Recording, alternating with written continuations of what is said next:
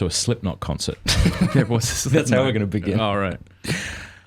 That's exactly how we're going to begin. Great. So you were in the hotel last night, and there was a bunch of Slipknot fans. They were.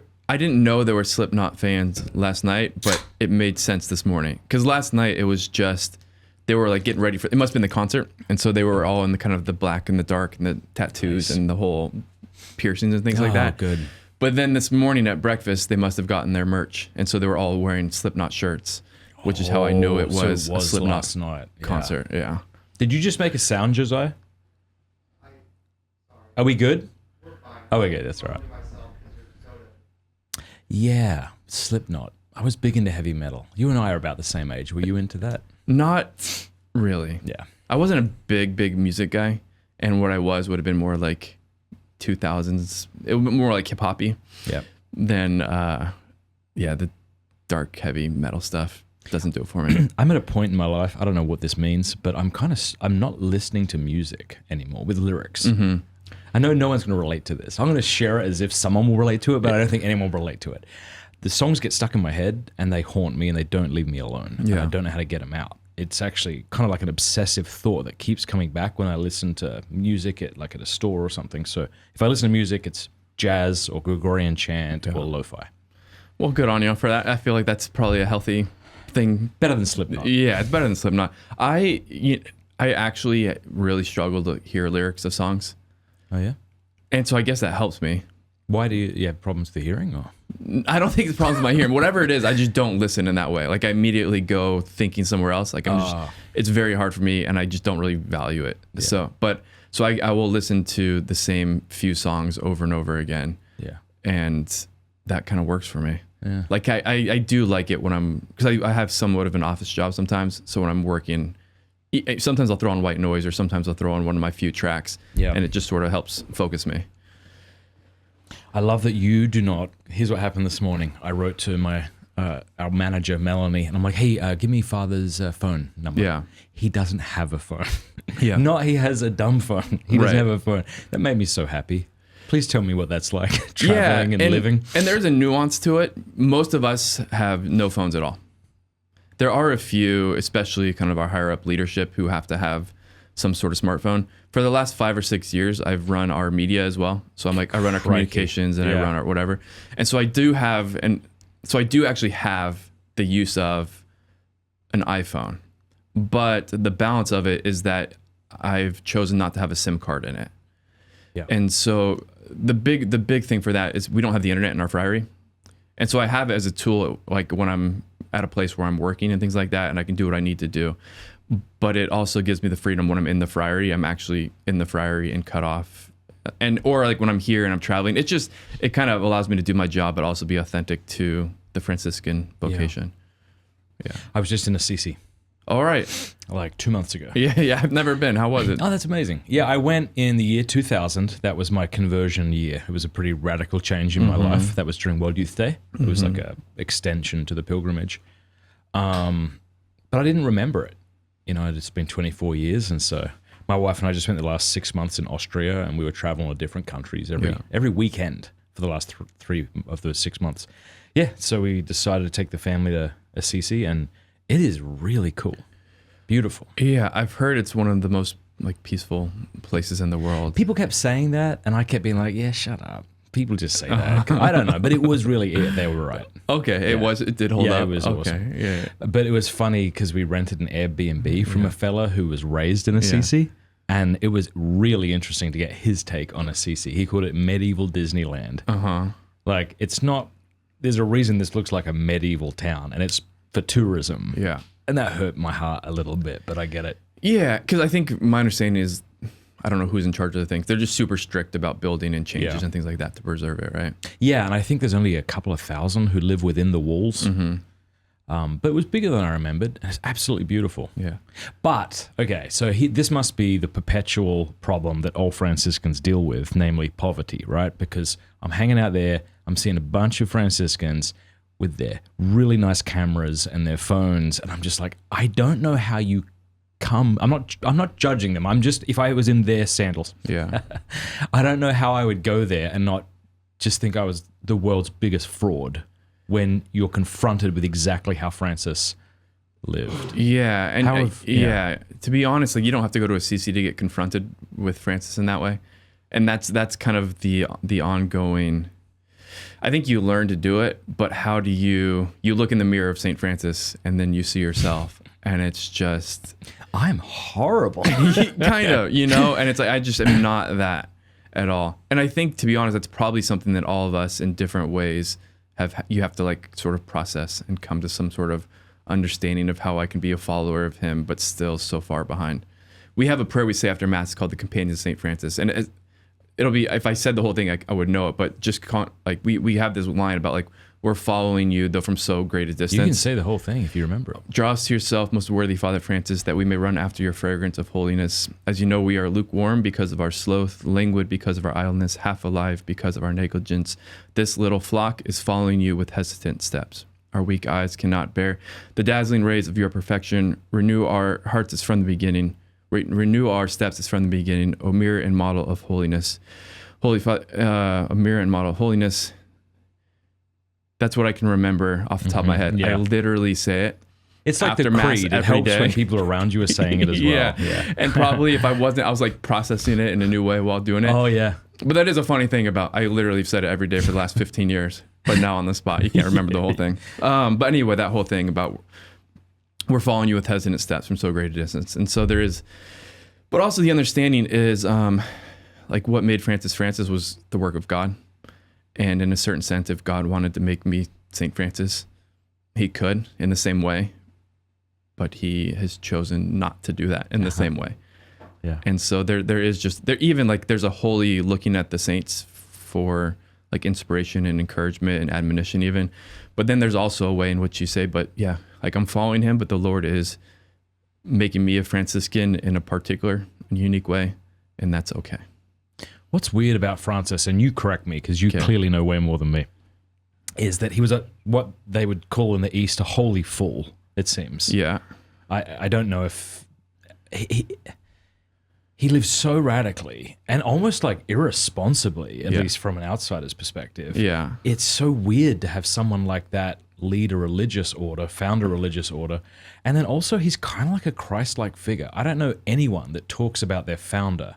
I mean, even in that little prayer there, it sounds like you're talking about Jesus. Like you're calling yourself the little flock, mirror of holiness. Like people, he really seems to be like another Christ. I know that's not what he was, but in a way, maybe. Yeah, and I'm glad you noticed that, and I was going to comment it on because I'm sure some of your listeners or viewers noticed it too, is like some other religious sort of make fun of us for how highly we speak of St. Francis in that prayer. Yeah. And they're like, okay, like... just easy. Relax a little bit.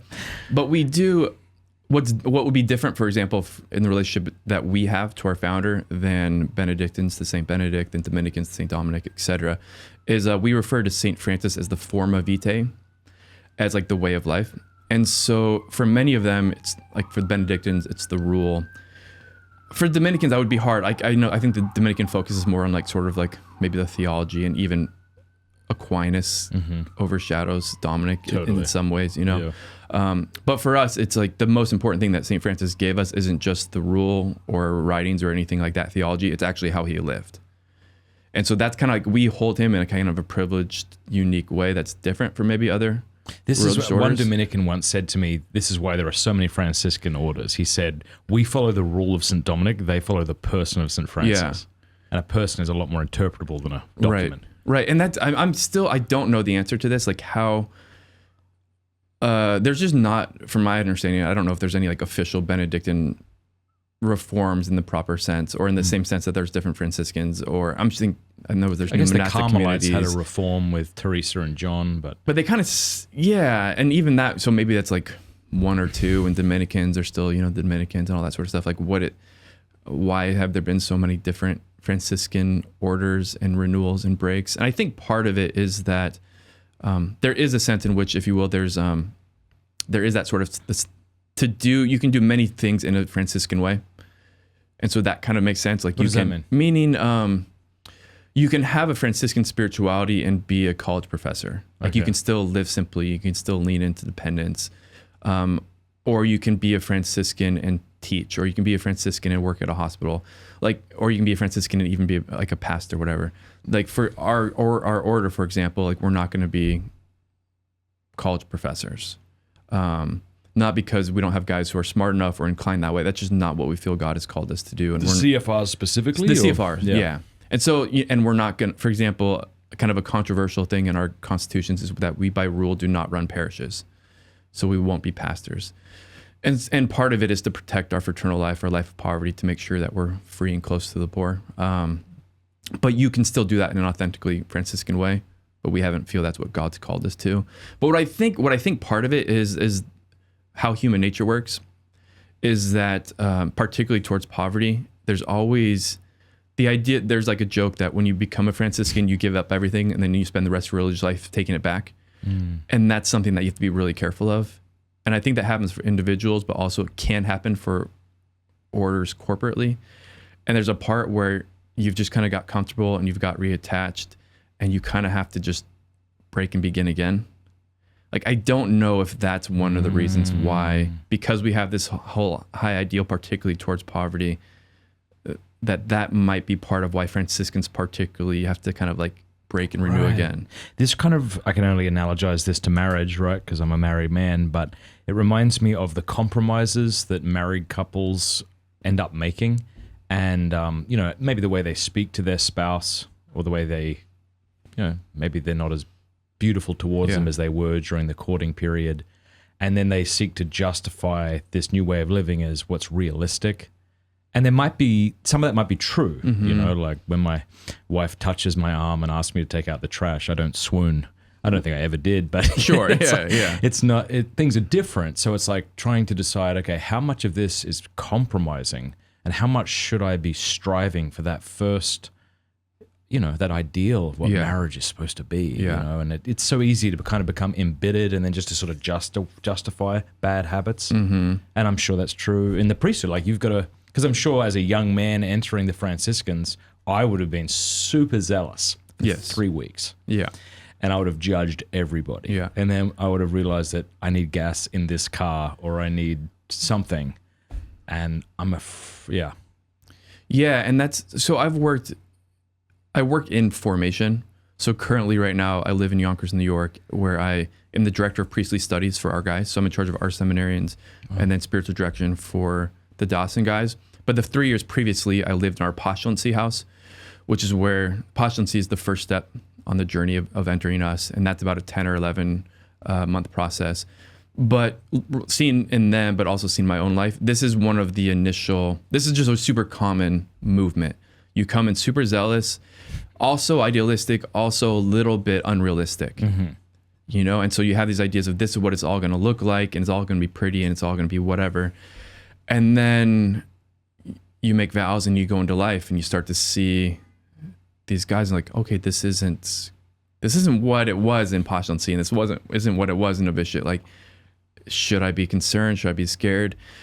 And I think the one of the things I talk to our guys is I use this analogy of, I don't know the specific like a rocket ship. When a rocket ship's going up, it has like these boosters and it has these sort of like extra engines which help get it into orbit, but eventually they drop off. Right. That as a young man, you have a lot of these sort of like these like boosters that need to be purified and that eventually fall away. And so there's a lot of motivation even for, I want to be a really good brother, and I want to make everybody proud, or I want to win the affection of my brothers. And so like there's this thing is that should be there. In the Brothers Karamazov, the author talks about Alyosha this way. And he says something to the effect, I'm going off memory, but you shouldn't trust a young man who isn't idealistic and who isn't overly enthused about. So I definitely think like you want that, and then you help temper and form it. But and then how did that happen in your life? How did it happen in my life? It took me a long time. I was idealistic and with that extremely judgy for a long time. Give me like concrete examples. The first one that comes to mind is which is, so as a postulant, again, so initial formation, I'd been in it for 2 months. I remember we don't have a rule. We have a rule about when you can eat sweets and when you can drink and things like that, beer and wine in the friary. But there's certain things like peanut butter, which there's not like a rule about it. But in my mind, I had made this rule: peanut butter is a feast day food.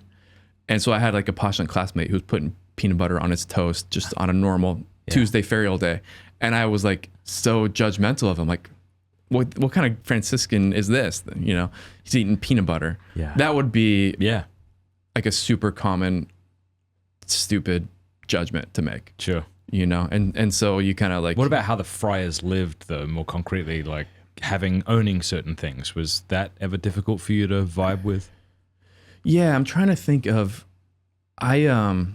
What's hard is I've like wrapped my head around it now, and so it's hard for me to go back and unwrap it and not apply what I know. You know, I think, for example, there was warnings about from other Franciscan orders when they got in trouble is when guys started to use the radio.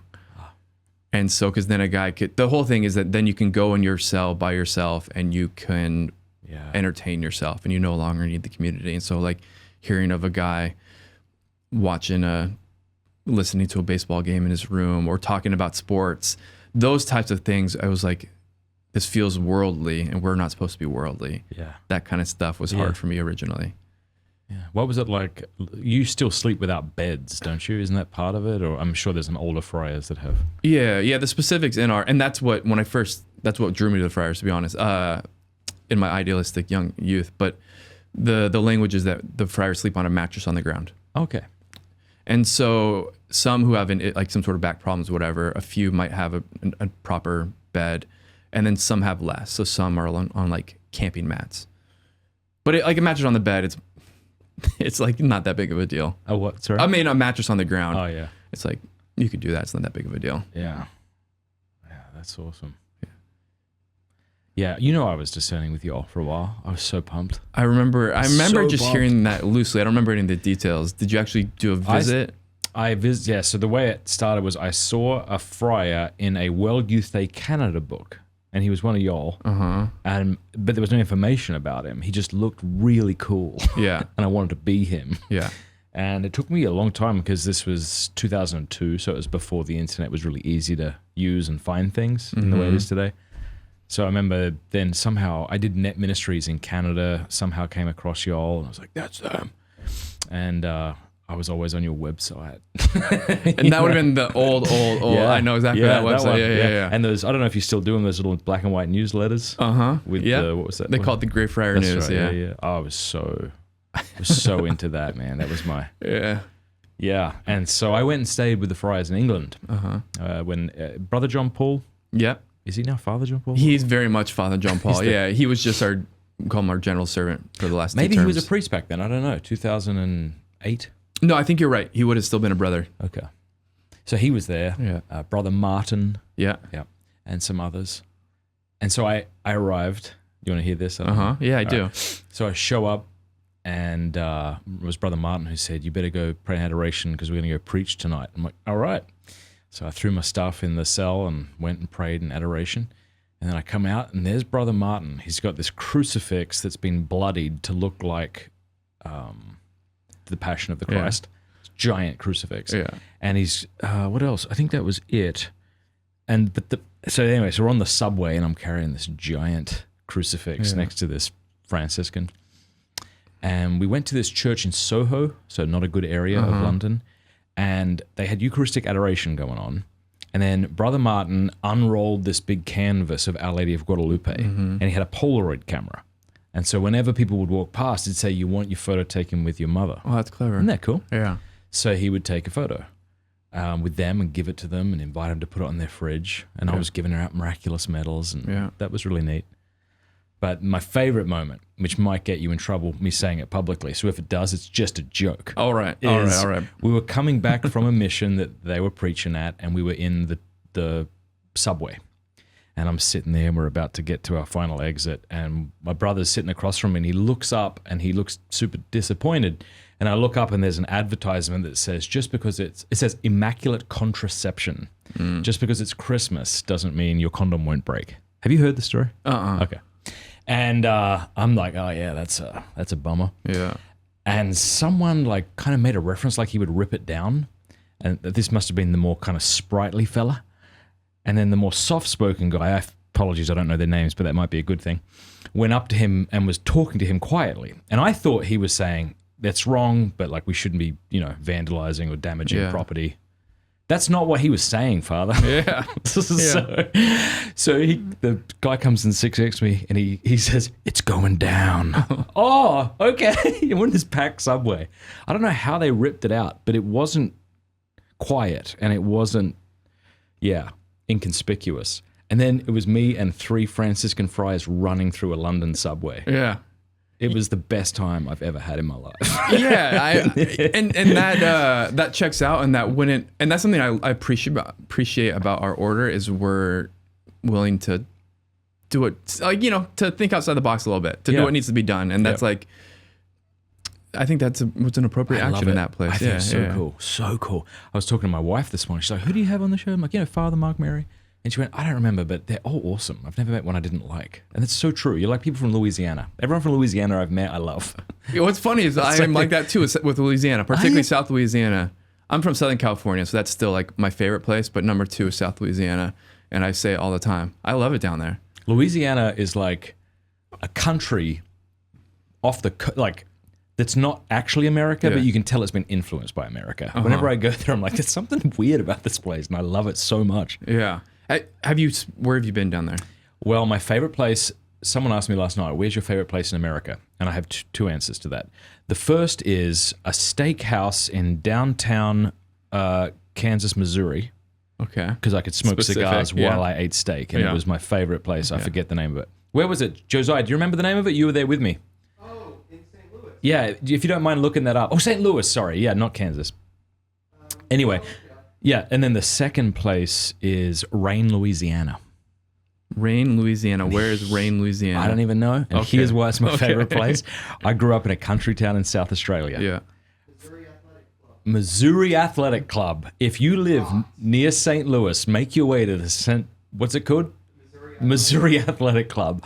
Have a steak, have a cigar. Oh, it's beautiful. They've got like cheap cologne in the bathrooms. It's the best. So that's my favorite place in America. And then the second place is Renewal, Louisiana. So I grew up in a country town, and then the first 2 cities I spent time in the continental US was the Bronx. That was the first city of yours I ever went to. This is America. And then, no offense to the lovely people who live in the Bronx, but it's not, Why were you in the Bronx? Because one of my fellow teammates lived there. Got it. And we were about to depart for Ireland to be the first team that went to Net Ministries in Ireland. So we stayed at her house. Okay. And our tires got slashed that night. Okay. One night. All right. Because there's like different parts of the Bronx, but it sounds like you were in the Bronx. This wasn't a great place. Yeah. Second place I ever visited was Houston. Okay. Which I know there's beautiful little pockets in Houston, but it's a sprawl and it's not what I would call beautiful. So that's where my wife, who's my girlfriend, who's now my wife, was living at the time. So when I moved to America, it was just like my 2 experiences were the Bronx and Houston. And I was so unhappy because it was just gigantic and fast and everyone was busy. Yeah. So for a New Year's party, we went to someone's house in Rain, Louisiana. And it was so beautiful because it was like a little country town that reminded me of home. So I keep telling my wife, I want to go rent an Airbnb in Rain, Louisiana. Just have to find where it is again first. Apparently it's the frog capital of the USA or something. I don't remember, but... Oh, has that going for him? Rain and those frog? those are my funny answers. Obviously, San Diego, Florida, beaches are nice, mountain cabins. Yeah. I've never been to Montana. I want to go to Montana. I don't think I've ever been to Montana. It sounds so poetic. You have to you don't just accidentally go to Montana. No. Right? Whoa. Yeah, you gotta want it. You gotta want it. I'm sure, that's Big Sky territory. I think that's like the what is big... that? Have you heard that phrase, Big Sky territory? Oh, yeah. Yeah. I think that's the home of that. Yeah, and Wyoming. Yeah. Yeah. I think those are the 2 states I haven't really been to. I think I've been everywhere else. Yeah. I'm a suburbs kid. I feel very at home in the suburbs. There's not a lot of country in me. Yep. Yeah. Are you a cabin? Are you a beach guy or a cabin in the mountains guy? I would be much more beach guy than cabin in the mountains guy. I was really, my whole upbringing was sports guy. So my whole life was land sports. And so we were like 30 or 40 minutes. I'm from Southern California. We're like 40 minutes from the beach, 2 hours from the mountains. But for the most part, I stayed in Orange County and just was on fields and courts. This is going to sound really wimpy, and it kind of is, but I love mountains. I love mountains. I love cabin. Oh, that sounds so beautiful. Smoking a pipe on my porch, reading a book. That sounds beautiful. My wife loves the beach, but the feeling of the umbrella, so the metal plus the sand, does something to my brain, and I can't handle it very well. I do handle it for love of her, but it's just sand everywhere. And then you put stuff in the car, and there's sand everywhere. I hate it so much. You're not alone in that. Okay. You're alone in that in this room, but you're not alone in that in the world. Yeah. I live with a couple of guys who are just, they do not like sand at all. Yeah. That's not their thing. Hey, you remember you had Father Angelos on here? Yes. Father Angelos, he's a CFR vocation director. He was here a number of years ago. Is he the one who runs the podcast or part of He's on it with a couple of us. He's a triplet. Yeah. And, but also his like next door neighbor is also a friar. And so there's a picture of Father Innocent, Father Angelos, and his name's Father Xavier when they were like, I don't know, maybe 6 and 8, all just sort of hanging out in a sandbox. All three of them are in all the order? All 3 of them are in your order? Yeah. And they I grew knew up 2 of them were. 2 doors down or something like that. From who? From each other. So it's like the triplets, and then right like 2 houses down was where Father Xavier grew up. Oh, that's wild. And so they still have this like picture of them when they're super young. And I think it's in a sandbox, and I think Father Angelos in particular is not into sand. Yeah. And it's very clear in the picture that he's like not loving the sandbox life. We took a kid to the beach recently who the parents said he hates sand, so he had to take a sheet and put this fat little 1-year-old on a sheet because he would cry if he would touch sand. I don't have any sand issues. No, I mean I like the sand. I like running on the beach. Really I like sitting. Yeah. But you got to get into a totally different zone to enjoy. I do. Yeah. I'm very much like serial entrepreneur. I like getting stuff done. Yeah. When I go to the beach, if I'm in that zone, it'll kill me. I gotta somehow slow down into that space. Yeah.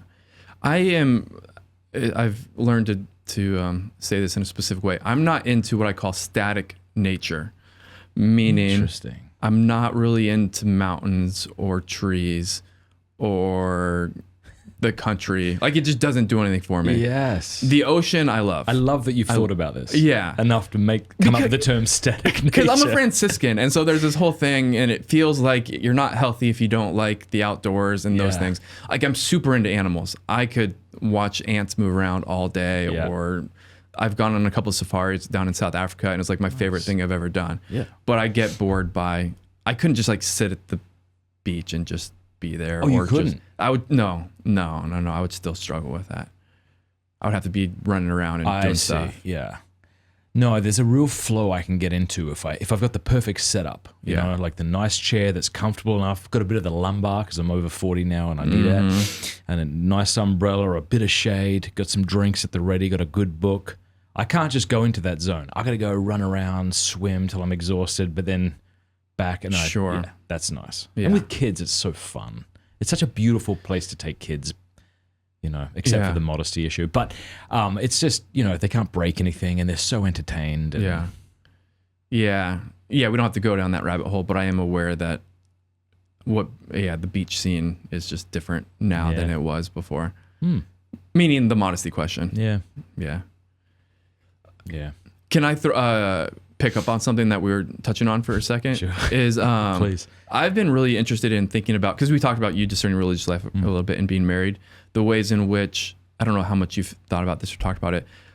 Like we have the evangelical counsels, poverty, chastity, and obedience, and that it's a different way, but in a very real way, I feel like it's in marriage as well. Yeah.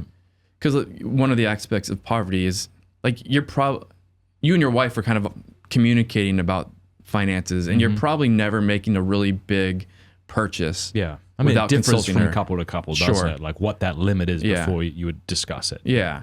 And so there is still like that, we hold this thing together, it's financial sort of, if you will, like communal sort of thing. And then I think the chastity thing is kind of clear.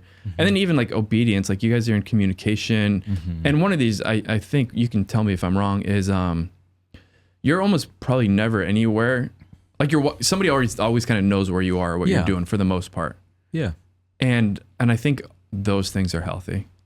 And I can mention it because I think in religious life, some people don't think about this because they maybe usually talk about it as like sort of like a sure means to holiness or whatever. They kind of like use that language. There's also a big risk involved in that you don't have dependence and you don't have like a spouse. Yeah. You can just sort of, if you want to get yourself in trouble, you can get yourself in a lot of trouble. I guess as a religious as well, you know, it's not like there's guardrails such that you can't. Right. Yeah. I mean, you don't have, I got kids that need like dental work and have dyslexia and And I think really at the heart of poverty is like dependence. For us, at least, like it's not just about not having stuff, and it's not about whatever. It's about being in a place where you're like dependent on another. You're kind of out of control, and the dependence is oriented towards God. But even like as a parent, then it's like your heart is so invested, for example, in your kids, and there's just so much around them that you're just not in control of, and this giving up of control. This it is, I think, an experience of a type of poverty, right? Yeah, I think it was Father Damien Ference who wrote an article that was called "It's Brown Everywhere," and what he meant was like the grass isn't greener; the grass is just brown everywhere. Yeah, and I think if I was a priest or if I was a brother, I think I would be tempted, and maybe even now as a married man, like I sometimes like I love the life you live, and I'm tempted to kind of live separately and live the life that I don't have. Or I want to be away from the crosses that I do have because of marriage and family. But I once heard a priest say, when you're discerning the priesthood, it's not like, okay, I can be a priest or I can marry any of these women. Yeah. First of all, they wouldn't have you. But second of all, it's really just one woman you can have. Mm-hmm. You know what I mean? So it's really like it's one relationship you're forsaking for the sake of the priesthood. Mm-hmm. I don't know. I think there's probably a young man discerning priesthood who that would help. Yeah. Because you feel like you have these limitless possibilities, but that's not the case. Yeah. Or options, I should say. Yeah. I was here. I was only here for a year, but I'm a graduate of Franciscan University here. Oh, okay. And the joke kind of arose, I think, from a couple of us. I was just on my way to the Friars of how, referring to like a particular young lady was like sugar and spice and everything nice. Like she was like a nice, pretty girl, whatever, but also she represented this whole ideal of like the married life. And oftentimes it was the greenest of greens, it was out of touch with the reality of certain things. But I think there is something of that for young men and women and just young people in general of this in religious life or married life, just this idea that it's all going to be the most beautiful, fun, exciting thing forever. But as the idea of it's love that makes it possible, which sounds so cliche, but it's so true. Like if you told me before I loved my wife or knew of her, you're gonna have to live with this woman and she's gonna be there all the time. Yeah, and then you guys are gonna have kids and she doesn't leave. Even once the kids have grown and left, you still have to. She's actually gonna share your bed. What? Yeah, you're gonna have to share your bank account. Okay, this all sounds awful. Yeah, without love, But with love, it's like, that's of course, I want to give myself to that. Just like the Christian life. Yeah. It sounds awful to people who don't love Christ or don't love virtue, but I love Jesus Christ. I want to serve him. And I'm sure that the same thing must be true for the brother or the priest. Like if you neglect your prayer life or you fail to keep growing in love with the good Jesus, then everything becomes burdensome. Mm-hmm. Yeah. If there's not love and relationship in the midst of, if you will, the cross, like it doesn't make sense. It just becomes a burden. It's no longer something oriented towards love or an expression of love. And it just becomes cold and sterile and ultimately beats you down, I know that fellas, who commit adultery or attempted to commit adultery, I wonder what's the difference in the kind of phenomenological experience of the married man versus the priest. Like I wonder if the priest who's tempted to break his vows, he must have different lies he wants to believe and would like to tell himself in a way that the married man may not. Like, I imagine if I was a priest and I was tempted to break my vow of celibacy, it would be like, well, this is unnatural. And I I rushed into the priesthood. I was young and zealous. This is not realistic. Whereas the married man says other things. He blames his wife, or he might say he was also too idealistic when he married her, but he shouldn't have. Sure. I don't know why I'm talking about this. It's pretty depressing. Yeah, but it's real. it's real, and it's probably this. It's a similar. The origin of it's the same, just maybe the expression of it's different. Is somebody else's. There seems to be, at least in some of this, like a bit of a victim thing. Somebody else is doing something. It's their fault. I deserve this other thing or whatever. Yeah. So that's nice of us to talk about. Yeah. Yeah. Well, I got to say, one of the things that's happened in my life with my wife over the last few years is we've just oh my gosh, we've received a good amount of healing from our Lord. Yeah. And that has unlocked places in our hearts that's totally new geography. Yeah. To explore. Yeah. In each other and as a couple. And it's so beautiful. I can't imagine getting married and just clicking pause on growth and healing and vulnerability and being okay with that. I think I can see why people get angry and bored and frustrated, but I would say the more we've really pressed into the healing Christ wants for us, there are areas of my wife's heart that have been unlocked that I'm seeing, and they're so attractive, and I will conquer them. And I can't wait, and I love her, and I want her, and I want to pursue her. Yeah. And I imagine it's true of our Christian life too. There's always more. Yeah. This idea that when you were 16, you learned about the rosary, and that blew you away, and you prayed that in a particular way, but then your faith life doesn't grow beyond that. I'm not saying you have to grow beyond the rosary, but even that the rosary doesn't become richer as you grow in relationship with Christ and the Blessed Mother. It stagnates, Mm-hmm. Yeah, what comes to mind, and I'll kind of get up to immediately what we're talking about, is sometimes when I'm referring to the friars in our life, I'll say that we're worse but better than you think. We're worse insofar we just have all of the human experiences that other human beings do, and there's the struggles, and there's the working through stuff, and there's the baggage you bring in from home and all that sort of stuff. But it's also, in a certain sense, better because there's just more sincerity, there's more gift, there's more work, there's more of a struggle to stay in it and to persevere. And I think moving through that is kind of what we alluded to. It can be difficult. And I hope it's similar from my experience of religious life and then in marriage as well. It's harder, but more maybe beautiful and fruitful than I thought.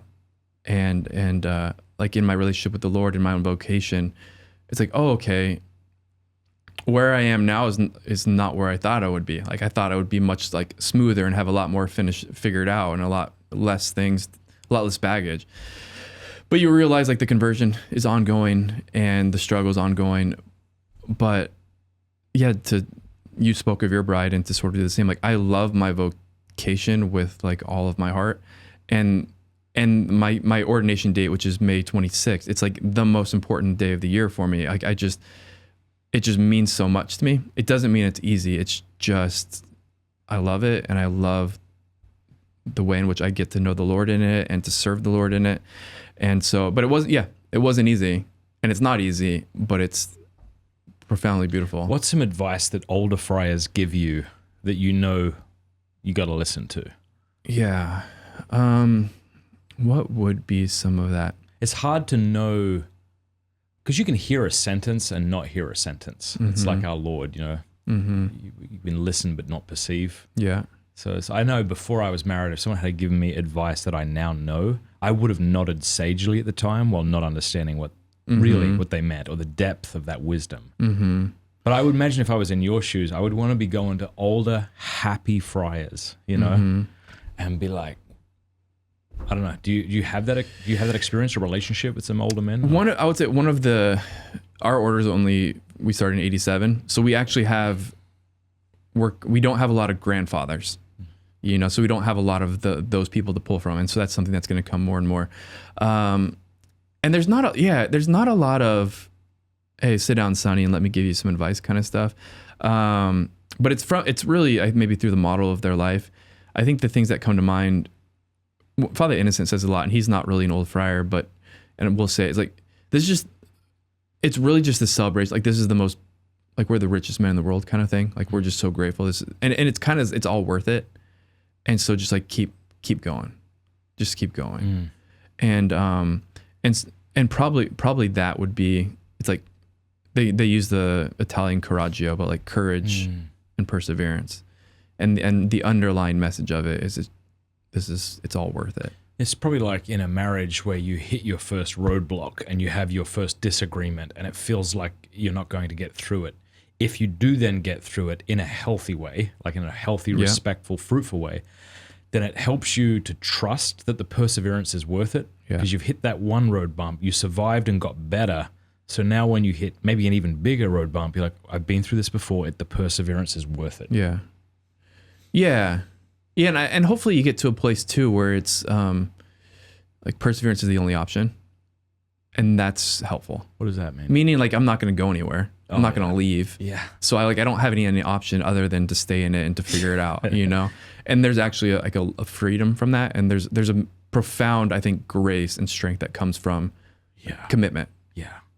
And I think, you know, like for us, for Catholics, like within the marriage space, like the grace of commitment, like you don't like you're married and this is your one There's spouse. no escape hatch. So you have to figure it out and keep going, you know? Yeah. But that the grace of it then is that you do work through the stuff. Yes, and not just sit and remain bitter. Yeah. Because that's an option that we've seen in priests and spouses. Yeah, and you do have to stay in it. Like, I mean, you have to like not just stay in it, but you have to do the work. You have to stay engaged, right? But I do think this whole, you know, wedding at Cana, the Lord serves the good wine second kind of thing. I think that's true of vocation and relationship with Him. Like the best is actually down the road.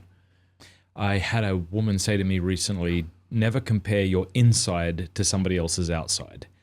Right, so you might like look at your marriage and kids and house and the way things run, and you're intimately aware of that and maybe some of the chaos of that. And it's tempting to then look across the street or look at another family who seem like they have it all together, and you're comparing your inside to someone else's outside. Right. So that was excellent advice, and I wonder if that's applicable to being a priest or a friar. Yeah, and I think probably for everybody. It's and it's almost, you know, like we use that sort of don't compare type of thing. More and more I've been convicted of just the reality, and it applies in this, is that what gets us in trouble, what opens the door to us getting in trouble in many places, and when we're contemplating that which we should not be contemplating. And one of them is like, oh, look how good this other person's life. And in doing so, you're not paying attention to what God's doing, like in your own life. In chastity, you're contemplating what, like you can have a fallen impurity if you're looking at what you shouldn't. I like to say the idea of like the difference between greed and gratitude is the greedy person is looking at what they don't have. The person of gratitude is focusing on like what they do have. And I just think that kind of with anxiety and stress, or like there's so many things where what opens the door to us getting in trouble, including this comparison type of thing. It's just you're paying attention to what you shouldn't be paying attention to. That's good. Yeah. You mentioned, you know, we're the richest men in the world, like persevere. How do you do? I mean, it sounds maybe like a cliche kind of question, but how do we? I think it is so crucial that we develop gratitude. But that's easier said than done. Yeah. Do you have any ideas on how to better do that? Because I think that's a great way to be happier. Yeah, and I don't know if this is the answer people want, but what we need to, I think we need to go back to remembering and to focusing on like the most foundational and important reasons that we have for gratitude, which are actually expressions of our faith. Like the fact that God created me and that He created me intentionally, that I'm known and loved by God and willed like by Him, that like the gift of baptism, and that by baptism I have a share in Jesus' own relationship with the Father, and I have forgiveness of sins, that Jesus died for me on the cross that I might have life even though I'm a sinner, that he gives us His mother, that we have like this, we have hope of eternal life, that He's here with us in the Eucharist, that He's spoken His word to us. These are building our life of gratitude from here is building our life on rock. And what gets us in trouble is when we try and, if you will, those, because they're so familiar, they can become cliche and lose their meaning. And that's problematic.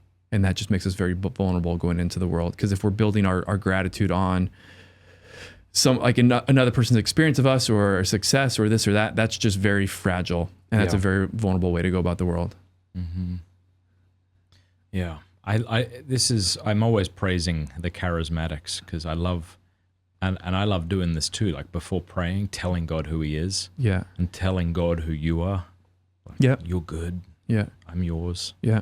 So helpful. Yeah. I think another thing that's kind of interesting talking about comparing your inside to someone else's outside, right, is we all have this basic idea of what the outside of a good Catholic looks like. You know, it might look like kneeling in a chapel. It might mean going to adoration. It might mean praying the rosary or some other prayer. It might mean going to mass regularly or something. Yeah, but you can do it. But see, how do you, the interior is unseen, and yet that's where the work's being done. And so while I can compare my outside to your outside and see that we're kind of doing something similar, not in your case, but, you know, I can't compare my inside. It's kind of like this undocumented or uncharted area. Yeah. Does that make sense? Like there's concrete things for the outside Catholic life. I guess it's by reading the lives of the saints that open up their heart to you, or reading the scriptures that show you what should be going on within. Yeah. Yeah. If what comes to mind is, do you know what the PPF is? The PPF, it's the document from, I think, the USCCB for seminary formation. Yeah. And they have a line about like one of the struggles. It's just something like maybe the struggles of the culture, and that guys are coming in from the culture. And one of them is this, the primacy of appearances over realities. Yeah. And so there's so much time and work and effort putting on the right face, but that's not what really matters. Like the reality is what matters. And I think they're using that because there's this idea of submarining in seminary, a submarining where a seminarian can submarine, which means you do all the right things, but then you're also like hiding like the deeper interior stuff. And that we need, it's really easy to have the exteriors, and it's a place that can be safe and a place that can be, we can put a lot of energy into it as like a hiding mechanism. But what we need to know is like what's going on with the man. Like how are they doing? Are they doing all right? Are they struggling? If they are struggling, are they sharing this with anybody? Because that's the important stuff. And I think that is, and that's the tension is because the externals are what we can see and what we can measure. And and we have control over many times. The interior is ultimately the stuff that matters, but it's harder to get to and it's much more vulnerable. Yeah, that's why there's those characters that we all have met, perhaps, who are very disheveled and maybe have some salty language occasionally, but we admire them because they seem transparent. They seem like they're actually doing the work, to use that phrase. Yeah. Even if they're unable to kind of keep up appearances. Right. Now that is really, I think, something to reflect on. Like if you want to keep up the appearances of being a good lay Catholic or being a good lay Catholic with a YouTube channel, like it's really easy to do. Just keep talking about the scapular and keep talking about the promises of Our Lady and keep condemning liberal moves in the church or bad priests. Like just do that and everyone will like clap for you. Yeah. But where are you? Like where are you in all that? Exactly. Yeah. Exactly. And that's a thing of, I had a conversation recently. They were talking about some priest and they were sort of like acclaiming his holiness, but it was talking about all the things he was doing. And I've just been around enough to know that that just isn't a sign of an authentic sign of holiness. It can be an expression of holiness, or it can just be somebody who's hardworking and gifted and has directed them towards a positive thing, you know? And and that's just, and we even talk about for us, you really know somebody when you live with them, you know, like, you know, the friars and you know that sort of stuff. But then when you live with them, you get a little bit more sense of like, I wish he wouldn't chew with his mouth open. Yeah. But also like, do they, you know, I think prayerfulness, humility, a heart for the poor, merciful heart. These are the more authentic signs of holiness than a lot of these other things, the pious externals, right? Which people can equate with holiness. And I'm trying to take that and then apply that to us, the laity, so myself, and then those who are watching. Like, how can I know that I'm really trying to be converted? And I think that is one way, you know, like, I think it's important that we acknowledge that the poor aren't attractive. All right. If the poor were attractive, it wouldn't be anything to brag about. Not that you should be bragging about it, but it wouldn't be difficult to love them and to engage with them. I live in Steubenville. We have a lot of stuff going on, especially this summer for whatever reason. Like people on these meth benders, I don't know what they call them, but prostitutes, like there's stuff. And it's so unattractive. I kind of want you to agree with me because I'm feeling a little vulnerable saying that. I feel like maybe because what I'm I think we have to. I'll keep going so what you say doesn't change what I'm going to say, right? But I do think that if I'm praying, and then I go out and then I despise the poor man or the poor woman because they come up to me with the same bloody story they have 50 times about why they need money. Yeah, that's a sign I'm not doing well, you know. But if I can have that kind of presence of mind to like engage with them in love and at least not despise them, if nothing else. Yeah, I would say that's probably a better sign that I'm doing well than if I got my 3 rosaries in. Yeah, and you know maybe part of that could even be pointing to is what is it can be a sign of is what is operating in you, natural or supernatural. Right, and what I'm getting at, like, so for St. Francis, it very classically says that at first the sight of lepers was bitter to him, but that as he did penance and was converted, that which was bitter became sweet.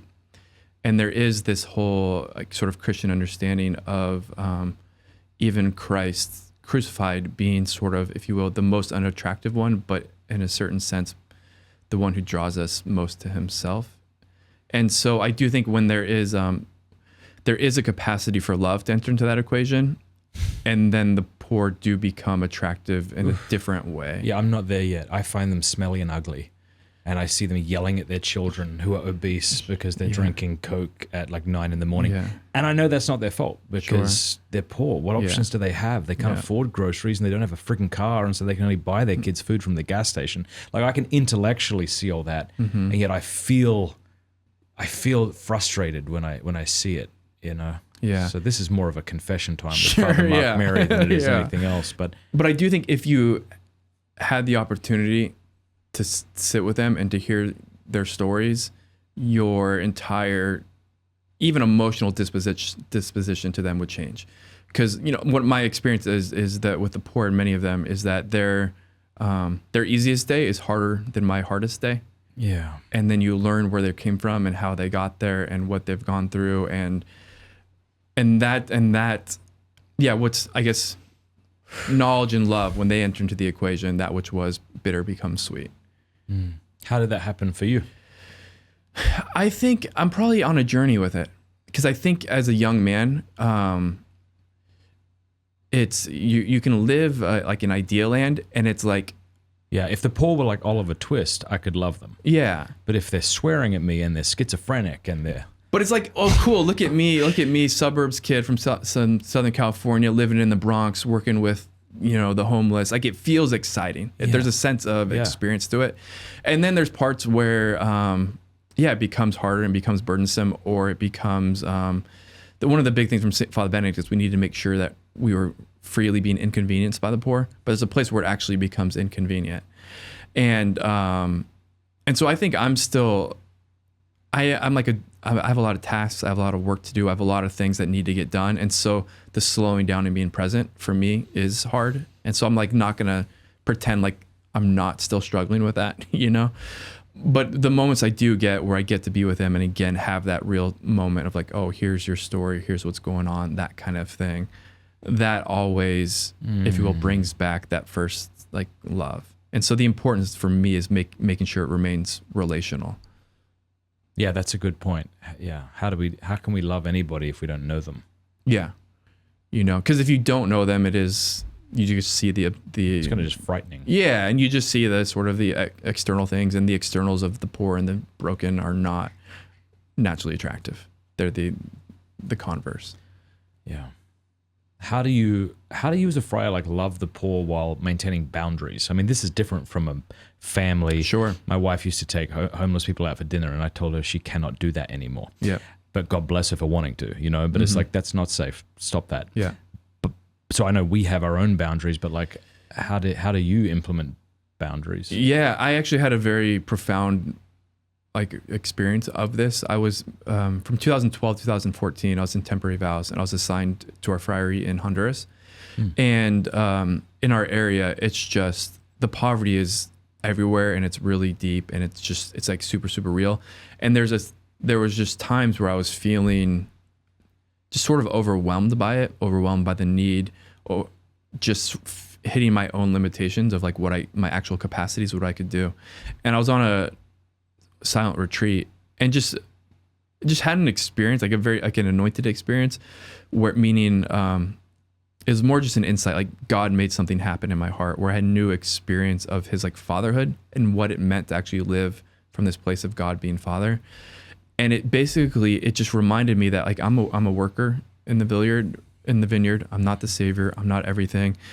And that to actually entrust somebody to God's fatherhood is actually to do something, and to accept, to discern and accept like what I can or cannot do, and to be able to say like, Lord, I need to trust this person to you. And so like with boundaries and things like that, part of why it's hard is there's the sense that like I have to do everything and it's all on me. And if I don't do it, then whatever it is, I'm stealing from this person, I'm hurting this person, I'm not loving this person. But I do think that if we keep our work of loving the poor and serving the poor rooted in God's fatherhood, it gives us an appropriate love, devotion, willingness to do hard things, to sacrifice, but also a willingness to keep boundaries and to surrender them. I mean, have you as a friar had people try to take advantage of your kindness or? Yeah, every day. Obviously, I mean, not every day, but yeah. And okay, so we had a homeless shelter, and one of the guys in the middle of the night was sneaking into the bathroom and like shooting heroin. Mm-hmm. All right, so that's a boundary violation, and that's just breaks the rules. And so I had to have the conversation with him of like kicking him out of the homeless shelter. Down the road, we saw him a number of months later, and he had become clean and he was doing better, that kind of thing. But those types of things are real and appropriate, and I think that's also like, as a father, like we're supposed to be fathers to the poor, and fathers also set boundaries, because the boundaries are actually, if they're the right boundaries, loving and serve, if you will, the children under our care. But yeah, I mean, sometimes we serve at the door, and maybe we'll have pizza one day, and a guy changes jackets and come back for a second piece, and he says it's not, and it's like, to be honest, that really bothered me when it happened. Oh, really? It really bothered me, because it was like, because I was like, you already came up, you already did this thing. No, just the and it was in front of other guys, and so he kind of made a fool of me. Yeah. I got through it. I served him the next time, but I had a conversation with him about that just wasn't cool. I want to tell you about Hallow, which is the #1 downloaded prayer app in the world. It's outstanding. Hallow.com/Matt Fradd. Sign up over there right now, and you will get the first 3 months for free. That's like a lot of time. You can decide whether it's useful to you or not, whether it's helpful. If you don't like it, you can always quit. Hallow.com/Matt Fradd. I use it. My family uses it. It's fantastic. There are over 10,000 audio guided prayers, meditations, and music, including my lo-fi. Hallow has been downloaded over 15 million times in 150 different countries. It helps you pray, helps you meditate, helps you sleep better. It helps you build a daily routine and a habit of prayer. There's honestly so much excellent stuff on this app that it's difficult to get through it all. Just go check it out. Hallow.com/Matt Fradd. The link is in the description below. It even has an entire section for kids. So if you're a parent, you could play little Bible stories to them at night. It'll help them pray. Fantastic. Hallow.com/Matt Fradd. What about the analogous poverty? Okay. Because not everyone lives in Steubenville or bad parts of New York. Yeah. Or how do we identify the poverty in our own heart and in the hearts and personalities of others around us? And how is that similar? Kind of loving what's unlovable and coming to find it delightful. Yeah, I don't think there's a quick fix or like a silver bullet. This is all of this stuff. Like this is ultimately the fruit of our following the Lord in discipleship. And so the experience of our poverty, the deepest levels of it, is ultimately going to be experienced when we live our vocation well and perseveringly, and things are going to happen and to come up. And so as long as we're like living authentically and following the Lord and giving ourselves while praying and reflecting, I think then we're going to come in contact with concretely are places of poverty, but also then hopefully intellectually the light will go on as well. And then the more and more we get in touch with that, eventually we come to see, and as we converse and meet with people, like, oh, everyone out here is just kind of doing their lousy best and struggling and trying, and they all have stories, and we're all in need of a savior. And some of it is to more degrees than others, but hopefully it can lead to this place. Like, we want to get to this place of just radical, I think, compassion, hopefully. Just that, yeah, we're all dependent on God. And there's this line, like the guy who comes to my door who's addicted to drugs and who's lying to me, whatever. Like, if I had the same life experiences as him, I would be right there and I'd be worse, And I think when you have things which make that more than just a theoretical idea, but you see like, oh, okay, like I am really poor and vulnerable, even like morally, like I'm just not the man I wanted to be or whatever all the time. Those are grace-filled moments. Yeah, that's awesome. I love what you said, that their best day is harder than my worst day. Yeah. It's so important to keep that in mind, of the materially poor and those who are addicted. And it's absolutely 100%. Like, it's not just, and for me, like, it's not just hyperbole or a nice saying, like, it's actual like fact, There's probably been a movie like that where a rich guy wakes up in the body and life of a poor man and then learns to love them. I feel like you're onto something there. Ringing some bells. I'm sure that I can't think of it. Oh, you're not? I think it 100% is a movie. I know it is. I just don't know what it's remember. called. Yeah. I'm not good at specifics, details. Yeah. Yeah, I love, one of my favorite books in the world is I Believe in Love. Yep. I recommend that to everybody. And one of the things it talks about is how we often apply the measure of our own love and mercy and kindness to the heart of the Savior. Mm-hmm. And so we live in fear of him, because just like we're disgusted by the poverty in others and want to dismiss it, we're unwilling to forgive somebody if they've hurt us 7 or 8 times. Yeah. We just treat Christ like he's like us, like he's wretched and miserable like we are. Yeah. But if I could believe that Christ was all merciful and kind, much kinder than me and better than me, makes excuses for me, kind of thing, then I think it would be easier to love the unlovable in other people. But if does that? Yeah, so how do you do that? I don't know. I read the scriptures. Yeah. And I tell myself what doesn't seem true. Yeah. Until I can believe a part of it. That's what I do. Yeah, because I think that's who he's revealed himself to be, kind and merciful, right? Yeah, I mean, we're screaming at each other on YouTube, snarky comments, clearly, and Christ is forgiving people who were killing him. What? Yeah. That's wild. They blindfolded him and spat on him. Yeah. And they put a crown of thorns. I always wonder how the blindfold would have went around the thorns. Like, did they tie the blindfold and then put the crown of thorns on, and did that mess up the blindfold, or did they have to kind of peg the blindfold on some of the thorns to keep it there? And they spit on him and they hit him in the head. And, like, if any of us were Jesus, I mean, we're already calling down the fire of heaven upon Father James Martin or whoever it might be. And I know that there are reasons for appropriate rebuke and criticism. Sure, yeah. But Jesus Christ is forgiving the people nailing him into wood. And then he forgives the thief who, if you read all 4 Gospels and take them all seriously, is abusing him at one point and then forgives. That's remarkable. And then according to tradition, Adam and Eve are saved. They started this mess. I mean, if you were Adam, like you're looking down on Hiroshima and drugs and child abuse, and you're like, my bad. Yeah. Like, how merciful is this Jesus, Yeah. But I so often am so afraid he hates me. I'm so afraid he loves me in an obligatory way, but doesn't like me. Yeah. Yeah. And I know that affects how I treat myself and other people. Yeah. Yeah. That was too vulnerable. You go. It wasn't. Oh, I mean, it was, I think it's a very common experience. And I think you started out, I think, in the right sense of just marveling at the extent of his patience and mercy and compassion.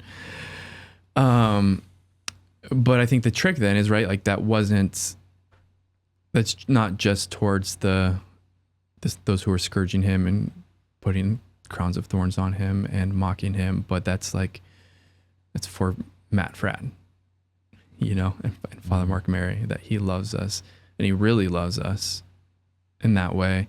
And I think this is it's like there's a way to nuance it, and I'll trust we can nuance it later, whatever. But like, there's a way in which what has happened doesn't really matter. What matters is that he wants to be in union with, like, he wants us to be with him forever. And so he's not like, he's focused on saving you and saving me and being with us forever. And he's not focused on the mockery. He's not focused on the thorns. He's not focused on the pain. Like, he's focused on the Father and the Father's will. And like, it's motivated by this desire, like, I want to be with you forever, and I want you to be saved because I love you and because you need me. Wow. Yeah. So I think, I don't know. That's beautiful. Yeah, it's sort of like when you want something enough, you don't count the cost, or the cost seems almost trivial to you. Yeah. And so if what Christ wants is our salvation, yeah. And I'm going to use like a really mundane example, but to get to it, like, I just experienced that, like, in sports, is like, you're focused on winning. Yeah. You're not focused on whether or not you're like going to be hurt along the way or hurt tomorrow. Like, the focus on, we got to win this game, And so, like, with, like, again, now taking that silly example I just think that that's really what Jesus is focused on. He's focused on the most important things, which again are his Father's will, and fulfilling his mission and saving us. And we get caught up, because we don't love each other, we get caught up on all the other stuff, and we're missing the main thing. Again, we're like, our eyes are focused on the nonsense and the trivialities and the imperfections, and we've lost sight of the fact that, as a father, sometimes, like, the times I've lost my patience with my kids is when the cleanliness of the house was more important than them, which is apparent, which is why I may be yelled or something.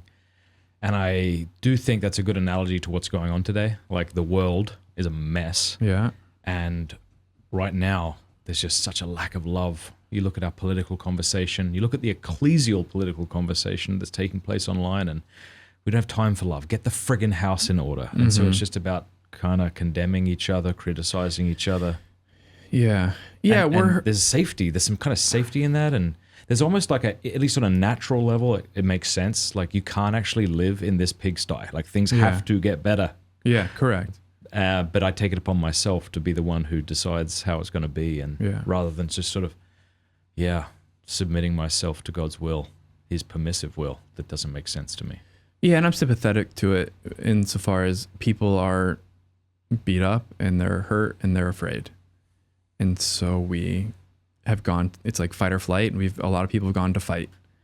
And sometimes, and many times, I'll say, and many times they have reasons to, like, their hurt is authentic and their fear is justified. But I think, but also I think the Lord wants to bring healing and ultimately confidence where there is hurt and fear. And then from that place, we can have an authentic working towards communion to truth, hopefully. Yeah. But I don't want to, I understand where people are coming from when they act the way they do.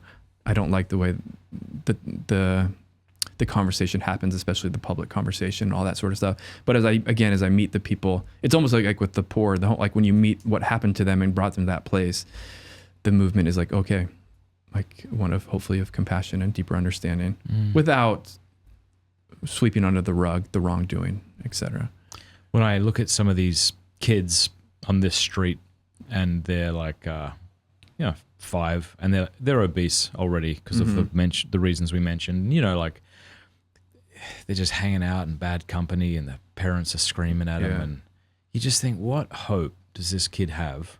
And I know we all have hope, and then all people can turn their lives around. But how merciful is Jesus to those kids? Like, what if they grow up and just become drug addicts and beat women? And like, where's the culpability, or where's the? I know there's culpability, but like, how do we make sense of that? How do we make sense of a God who we want to send people like that to hell, while He sees what they've grown up in? And and part of it is we have to begin in the place that God sees it, is aware of it, and cares about it as well. You know what I mean? God sees all of it, and He cares about it more deeply than even you or I could, right? So we're not in it alone, and then you have to kind of a priest who's been a spiritual director to a ton of our guys says this idea of life's gonna have the struggle, make sure it's the right struggle, and figuring out the culpability of this person just may not be the right struggle. It's not my job, is it? Yeah. It's not in my job description. Yeah. That's really relieving, because sometimes I'll walk around just judging everybody. Yeah. And I have to remind myself, Yeah. God hasn't asked you to do that. Yeah, but I you can just chill out. Yeah. You don't need to. No one's asked you to. Yeah. It would be better for everybody if you just didn't do that. Yeah. And I wonder if I have this kind of working idea. There's the parable of how the weeds and the wheat grow together, and whoever's in charge of it says, like, give it time, it'll be taken care of. Is sometimes I think God's patience is scandalous to us. Very. And like, why, like, fix it? Like, that thing is bad, like, fix it.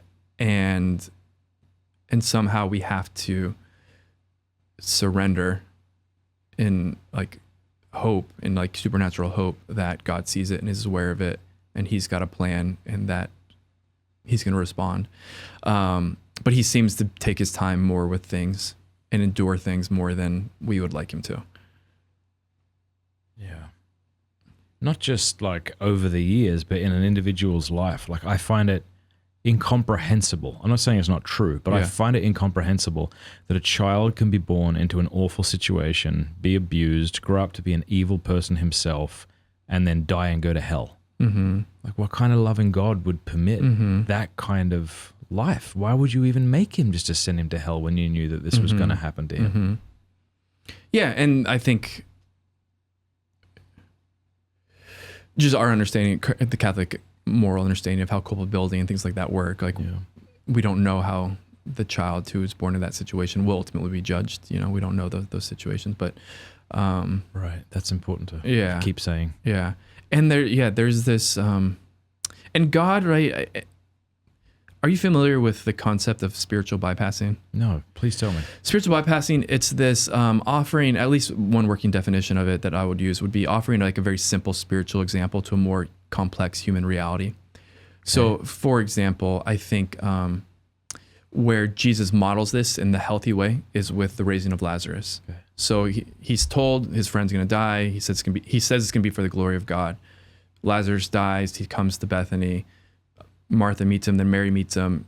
And then with Mary, he weeps. He already knows he's going to go and raise Lazarus from the dead, but he still enters into the human experience and suffers with her. Okay. And then he goes and raises Lazarus from the dead. And so I think the idea of that is like, okay, God knows it's all going to be okay, and He's going to work through all things for the good for those who love Him, Romans 8:28. But at the same time, He enters into the experience and reverences the human. And so, like, with the like this example we're sharing, God can allow certain things to happen and continue to happen because of His ability, like essentially the context of eternal life, meaning whatever. And this is where I don't want a spiritual bypass. I'm not just gonna just get over it because heaven's forever. And it makes that's what I wanted you to explain to me real quick. Spiritual bypass. Can you just? I think I understand. So like a bad one would be, okay, someone comes and they their 3-year-old child just passed away. Yeah. And a you Christian, say, well, God will make all things. And well. A Christian says, oh well, you'll see them again. Aren't you happy they're in heaven? And like that does great violence to somebody. That's what Christ didn't do. That's what Christ didn't with do. Mary. Yeah. Okay. Or like a very common spiritual bypassing would be instead of doing the human work of getting myself right and communicating or figuring out why I'm doing stuff, I'm just gonna pray and think that that's gonna take care of everything. Go to confession, forget about it. Yeah. And that's like, no, like with chastity, freedom from pornography addiction, like you got to pray and all that sort of stuff, but there's all the other work you're gonna have to do as well. But just to say, like, I think that the Lord, right, part of the mystery of suffering and all that is, in a sense, the Lord has the authority to allow it, not to cause it, but to allow it, because he can also bring about this sort of, this good that's beyond our understanding and eternal. And so we do also have to, like, just, you want to reverence it. You don't want to disregard the suffering and just spiritually bypass it. But there is a part of surrendering to who God is and what he's capable of and what eternal life is and things like that. Yeah, that's Aquinas' response to the problem of evil. Sure. Namely, that God wouldn't allow there to be evil unless he could bring a greater good out of it. And that doesn't just mean Christ from Adam. It also means whatever in our own life. Yeah. In In the physical creation, invisible creation, there seems to be a pattern of God has set rules that he is going to, like, he's going to honor, in a sense, like, with very few except, like, gravity. Mm-hmm. You know, gravity's going to happen, and what happens with gravity, for better or for worse, is going to happen. I think similar with freedom, God has given us freedom, and he's not taking it away, and that leads to a lot of the struggles of the misuse of freedom. And sometimes it's like, why don't stop this? Like, take it away, or stop it in this particular instance. And there is this mysterious way in which he's given us freedom, and he's not going to take it away. Yeah. Now, this book seems like it's probably going to fit in nicely here. You wrote it, The Father, 30 Meditations to Draw You into the Heart of God. Yeah. And it starts with kind of going back to where we started here with St. Francis. But the idea is this, it's a beautiful cover, by the way. Nice one, Ascension. Were you impressed when they very showed impressed. it to you? Yeah, very It's impressed. always scary as an author. I know. As you know, who's someone who's written books. Yeah. You don't have... This is very lovely. Yeah. So nice job, Team Ascension. But, you know, the more I've worked in formation in my own life, my own spirituality, just being with people, like, there's the question of the father, both naturally and supernaturally, is just like at the surface, and people want a father and they want a dad and all that sort of stuff. And I've just kind of wrestled with the idea that it feels, God's fatherhood can feel a little bit abstract. Mm-hmm. And so the work of the book was to help it be accessible. Like, what does God being father actually mean? And the means of it, and what kind of like queued it up indirectly is, so each of, like, the chapters uses a story of a real biological or spiritual father that, like, portrays a particular characteristic of a father's heart. And then also then I tie it into, like, with scripture and revelation, how is this true of God's fatherhood as well? And like when disciples ask Jesus to pray, he says, "Our Father." The Holy Spirit cries out in us, "Abba, Father." Like, there is this cry for the Father, which is Christian, which is part of us. And I do think that it's a perfect image because it begins with this unconditional love and the celebration and the sacrifice of Father, but also the Father has to have a rightful authority and has to set boundaries. And so I do think the Father helps us understand well God and how he's operating and what he's doing or not. And this, I mean, I don't know if you've thought about this much, and I didn't think about it much. You know, the story of St. Francis, like his, right? There's this part with his dad, right? And it's, and sometimes, so the story for the listener, if they don't know, is, Francis has his conversion and he starts doing sort of wild things, as we talked about, given he's living as a poor man and he's kind of a mockery and he's a beggar and people were making fun of him and all this sort of stuff. His dad at one point, basically puts him in house arrest. He escapes, keeps going back to it. And then he takes him to the bishop. And what he's doing is he's going to denounce him and cut off all of his rights publicly. And the way I think about it is what the prodigal son to his father, in this situation, the father's doing to the son. Like, the prodigal son goes and says, "Give me my inheritance, drop dead. We're no longer in a relationship. I'm going to live like you're not my dad anymore." But Francis's dad does that to him. And this is in the situation now where he's stripped of all of his clothes, and he says, "Now I only have my Father in heaven."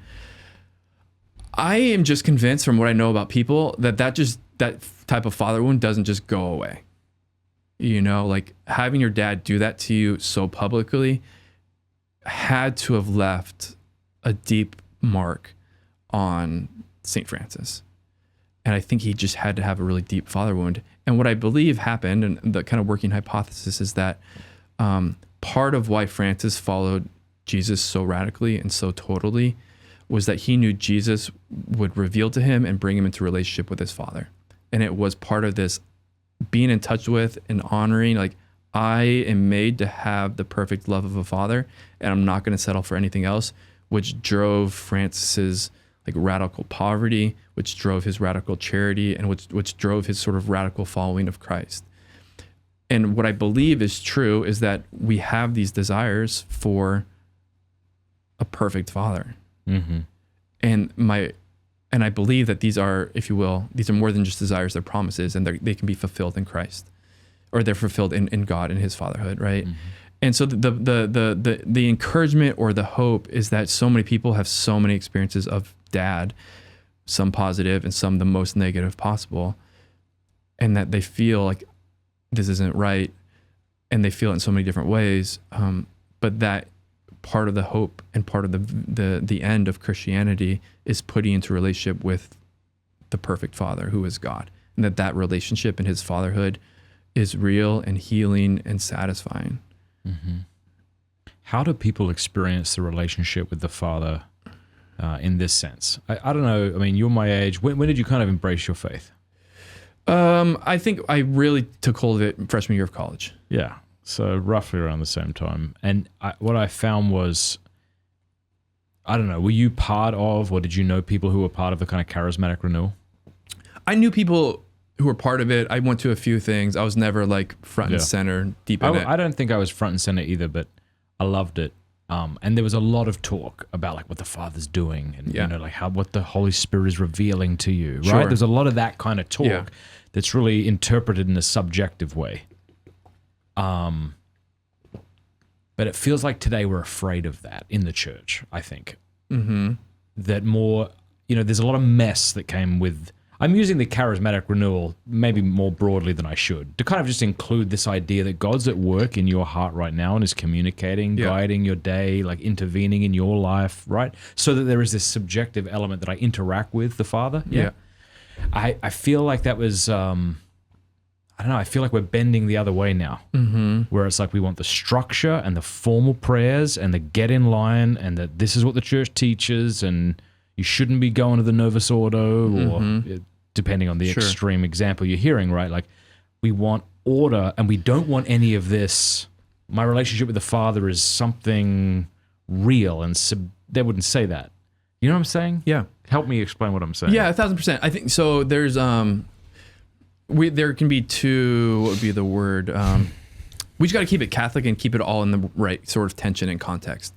And so there's in one sense, there can be, like, we need to honor and to reverence and to like really believe that we can have a real relationship with God, and he's really at work in the world. And that really means something, that he can actually speak to us, and he is speaking to us, and we can actually hear and like respond to God's work and his voice, that he can heal, that he can do all that stuff. That is 100% Christian. That's revealed in Scripture. It also has to be properly discerned. Right. And so some of the charismatic stuff gets in trouble where it takes out a healthy Catholic discernment, and it becomes like a real honest, deep faith without like prudence and without discernment. And then that kind of can become weird and make people uncomfortable and make people kind of go the other way. And then there can be on the other side, you know, there can be a move towards, I would say, like control at the service of safety. Like we like, there's a lot of ways in which we have relationship with rules. We can set rules and use rules to make things black and white and to feel safe. And here's Catholic, and here's what Catholics do, and here's the thing, and here's that. And that's very, very safe and very, very controlled. That's it. That's what I'm saying. Yeah. But then is that open to authentic movements of God and the Spirit? Like, yes, like this is what I'm saying. Yeah. Right. Is your prayer, I'm saying prayers and I'm speaking to God and I'm checking off the list without any actually openness to God speaking to your life. Interrupting my life. Yeah. That's exactly right. Yeah.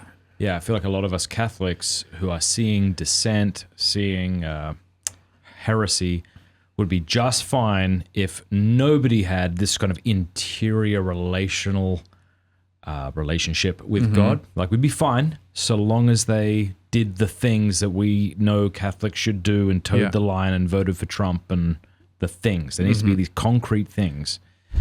But in so what did you call it? At the expense of safety rules in the expense, or for the end, or well, I would say control at the service of like safety. Yeah, that's it. And there's I don't know any human being who would actually articulate it the way I did. Like, no one's out there being like, no, actually, like, the Father isn't at work in your life and it's only about the. No one's saying that. I just think there's this tendency, disposition. Like, it's a lot safer. Like, there's been enough crazy business. So here's what we bloody well need now. We need your daily this, and the church being like this, and the mass being like this, and that's what we're doing. Yeah, and so I think both extremes can has a downside. Like, one could be like, I want to be able to sort of, I don't like rules. I don't really like obedience. I like to be able to do the thing, and I'm going to say God's doing it. And there's just this radical and sometimes too radical freedom. I once gave a talk somewhere. I'm glad I forget where. And a fella came up to me after as I was kind of meeting people. He's like, hey, the Lord wants me to sing over you. Oh, God, no. Yeah. That's never going to happen. And I hope he did. I mean, what do I know? But I was like, okay. And cowardly. I was like, let me just, and then I left. Yeah. I did not want that man singing over me. Yeah. And I'm like that. And that would be another expression of like spiritual bypassing, is I'm going to spiritually bypass all social norms. Yeah. Any prudence of what may or may not make somebody comfortable. Yeah. Like, can I pray over you right now, right here? Like, what do you want to pray with? I don't know you. I don't really feel comfortable telling you what that's right. I actually need prayer for right now. Yeah, that's right. And that's okay. Yeah, good. That's helpful. Thank you. Yeah, and then the other side, again, it's just, and I really see it. And there's, like, we're Catholic, so that we have rules and we have rubrics and we have morality and we have all that sort of stuff. But it can be, if you will, weaponized, and maybe weaponized isn't the right word. It can just become, again, a place of control and a place of, here's the good guys, here's the bad guys, here's what the good guys do, here's what the good guys don't do. Yeah. And it's just, we're trying to create an artificial safety, but with some spiritual things. But at the same time, like, if it's not there's just some downside to it, especially if it lacks charity and it lacks compassion and it lacks an authentic relationship with God. It can be rules over relationship kind of thing, or rubrics over relationship, and we want rubrics and relationship. Yeah, like we're both. Yeah. So how do you do that in your personal life? Because presumably in prayer, you're bringing things to the Father. You're expecting Him to speak. You're expecting to be able to interpret however it is He's going to speak. Like, how do you do that? I mean, I do it. Yeah. I'm not saying I don't do it. Yeah. I'm just wondering how you personally do it, especially with a book like this. Yeah, I feel like I've been doing it for a while, and I've had a spiritual director for, there have been different ones, but I've had a spiritual director my entire religious life, and I have had the same one now for 5 or 6 years. Like, there is a learning of it. Like, there's a learning of God's voice and how He particularly acts in our lives. And I would say that there's a consistency to God and how He interacts with different people, but the consistency might be different, right? So how God lives and moves and speaks to you is going to be consistent, I believe, but it might be different than what He does in my life. And that's what makes it messy, right? Right. We need to have space for both, 100%, you know? But I just feel like, in one sense, if you will, God's voice and His speaking to me is super, super concrete. We have office of readings at 6:00, and I need to be up and be at office of readings at 6:00, and that's God's will. And then I need to pray for the next hour because that's what our rule says. And then I'm going to do a lot of it is like, I have duties and responsibilities, and God's will for me is to do those duties and responsibilities as well, and as faithful as I can. Like, throughout the day, I would say, like, what God has asked me to do is pretty consistent, and there's not a huge amount of variable, which makes sense. But then I do need to be open to, again, the invitations of charity, the invitations to be interrupted, things like that. I don't know that that's really well answered your question, but that's how it works for me. I had a woman once give a good explanation of this. She had just done the Camino, Okay. and there were people who went ahead of her that she knew, and they would make these little rock formations along the way. And so as this woman would walk, she'd be like, like I know that that's from them. Yeah. Or her or him. And the point is that, like, as you get to know the Father, you go, that's the Father. Like that's the Holy Spirit. Yeah. That's how he works. That's how I understand him to work. Yeah. Yeah. Yeah. And like you're familiar with the concept of charisms, right? And so there's like, I don't know if anyone really talks like this, but there's like big C charisms and little C charisms. There's like the Franciscan charism approved by the church, that sort of thing. But then there's an understanding that like individuals themselves might have particular charisms from God, and that these are God-given, and that these are supernatural places of fruitfulness for the kingdom and for our own journey. And so also part of my work, like we go through a whole charism inventory discernment, and I've been through that. And so even I've like, part of how I discern what God has asked me to do is also discerning through seeing these patterns, like my charisms. And so I've kind of honed in on like 3 of them. Nice. And so I prioritize like staying in that pocket, because that seems to be the place of, we'll call it like disproportionate fruitfulness. Oh, that's good. So when I'm here doing these things, I've seen God be uniquely fruitful. Yeah. And we use, I think it's from the Siena Institute. I think Sherry Waddell is part of that. And so my main 3 that I operate in are administration, encouragement, and it's one that they call helps, which is ultimately putting fuel on somebody else's fire. Isn't that the same as encouragement? How is that? So encouragement, at least the encouragement for me is like I'm meeting somebody one-on-one. They're really struggling. I'm able to enter into it with them, to be in it with them, and to give them sort of the encouragement, if you will, like be a source of grace for them to feel consoled and to have the courage or the strength to make the next step. Helps is a little bit more like with one of our brothers, Father Isaiah, he just had a music album come out, and I was like, I'm doing all the practical stuff. I'm like helping him. Okay. He can just do the music. He can sing the songs. Yeah. I'm going to take care of the rest of it. Okay. And most of my media work, where it's actually in the pocket, is at the service of our community. So I don't feel called, and I don't really feel anointed to be an individual speaker. Yeah. And when I'm just out there doing my thing for Father Mark Mary, like it falls a little bit flat. Okay. But when I'm doing it at the service of, like, there's this beautiful gift in the friars and the community, and I want to share that with people, that's when it all actually is most fruitful. Like your podcast. Exactly.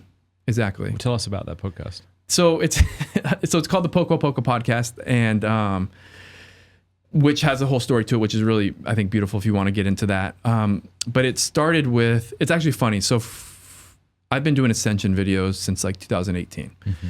And how that started is I was sitting in St. Leopold's Friary. There was 5 of us, and there was this priest. These priests kept giving these like phenomenal homilies. And I was just thinking, like, we need to get this out to more people than this.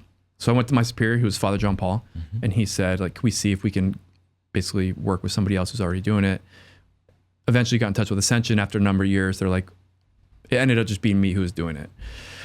And then, so I'm doing the media thing, and then I have a friend who invites me out to like a secular communications conference. And one of the things that they say is podcasts are going to keep growing. Someone who watches the Ascension videos, reach out. I love it. Do you need anything? I say, yeah, I think we might want to start and get a podcast. So she's going to donate the equipment. I talked to 3 friars. Hey, you guys want to be a part of this? They're all in it. They're all talking about father-son thing, whatever. The equipment comes. I reach out to the guys and I say, hey, when do you want to get set up? And they say, oh, we didn't really know you were serious about that. So then I had the equipment and nobody would do it. So I asked Father Innocent and Angelus to be a part of it. And so that started, we started recording before 2020, but it came out in 2020, sort of the COVID time. And is it an audio or it's both? It's audio and video. Okay. It's audio and video, and it's myself, and I'm actually really grateful that you brought this up. It's me, Father Innocent, Father Angelus, and Father Pierre Toussaint, Father PT. And Father PT is on our general council. Innocent is on the general council in charge of postulants. and Angeles is vocations director. They are, I don't know that you've really met them. They are phenomenal men. Like they are my best friends, but they are also like more than friends. They're kind of heroes of mine, and they really know and serve and follow the Lord, and they know what they're talking about. And it's such a gift for me just to be with them, but also to share them with the world. Like they are just really phenomenal men who know what they're talking about and know the Lord. And so I think it's just been a great gift, and it's really focused on like making the next step in the interior life. Like Franciscans, hopefully, I think are pretty practical. And so it's not just kind of ideas like, okay, like we got to pray and we got to forsake the world. Yeah, we got to. Thank you, Carmelites. Exactly. We got to do this. Sorry, I'm not supposed to spin. We got to do discipleship, and we got to like, we're not just trying to throw up empty words, So it's been going on now since. Yeah. So do you work behind the scenes, editing and No. publishing? So I'm on it. I don't have any technical skills. Yeah.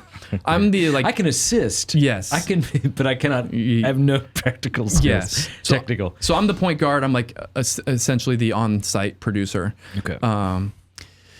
But then we work with Spiritual Studios. Do you know Spiritual Studios? A little bit. I've seen that they've produced some of your videos, and they are unbelievably good. Yeah, they do a lot of the best Catholic videos you've seen have been done by them, but their name's not necessarily on it. So stuff for the Knights of Columbus and some We're on Fire stuff they do. But Rob Kazmark, who's the starter of it, or the founder of it, is the reason our media is where it is, because he took us on sort of not just as a passion project, but a passion client. And so we've been working with him for a number of years, and he's been a good friend to me. But they handle the logistics of it, the practicals.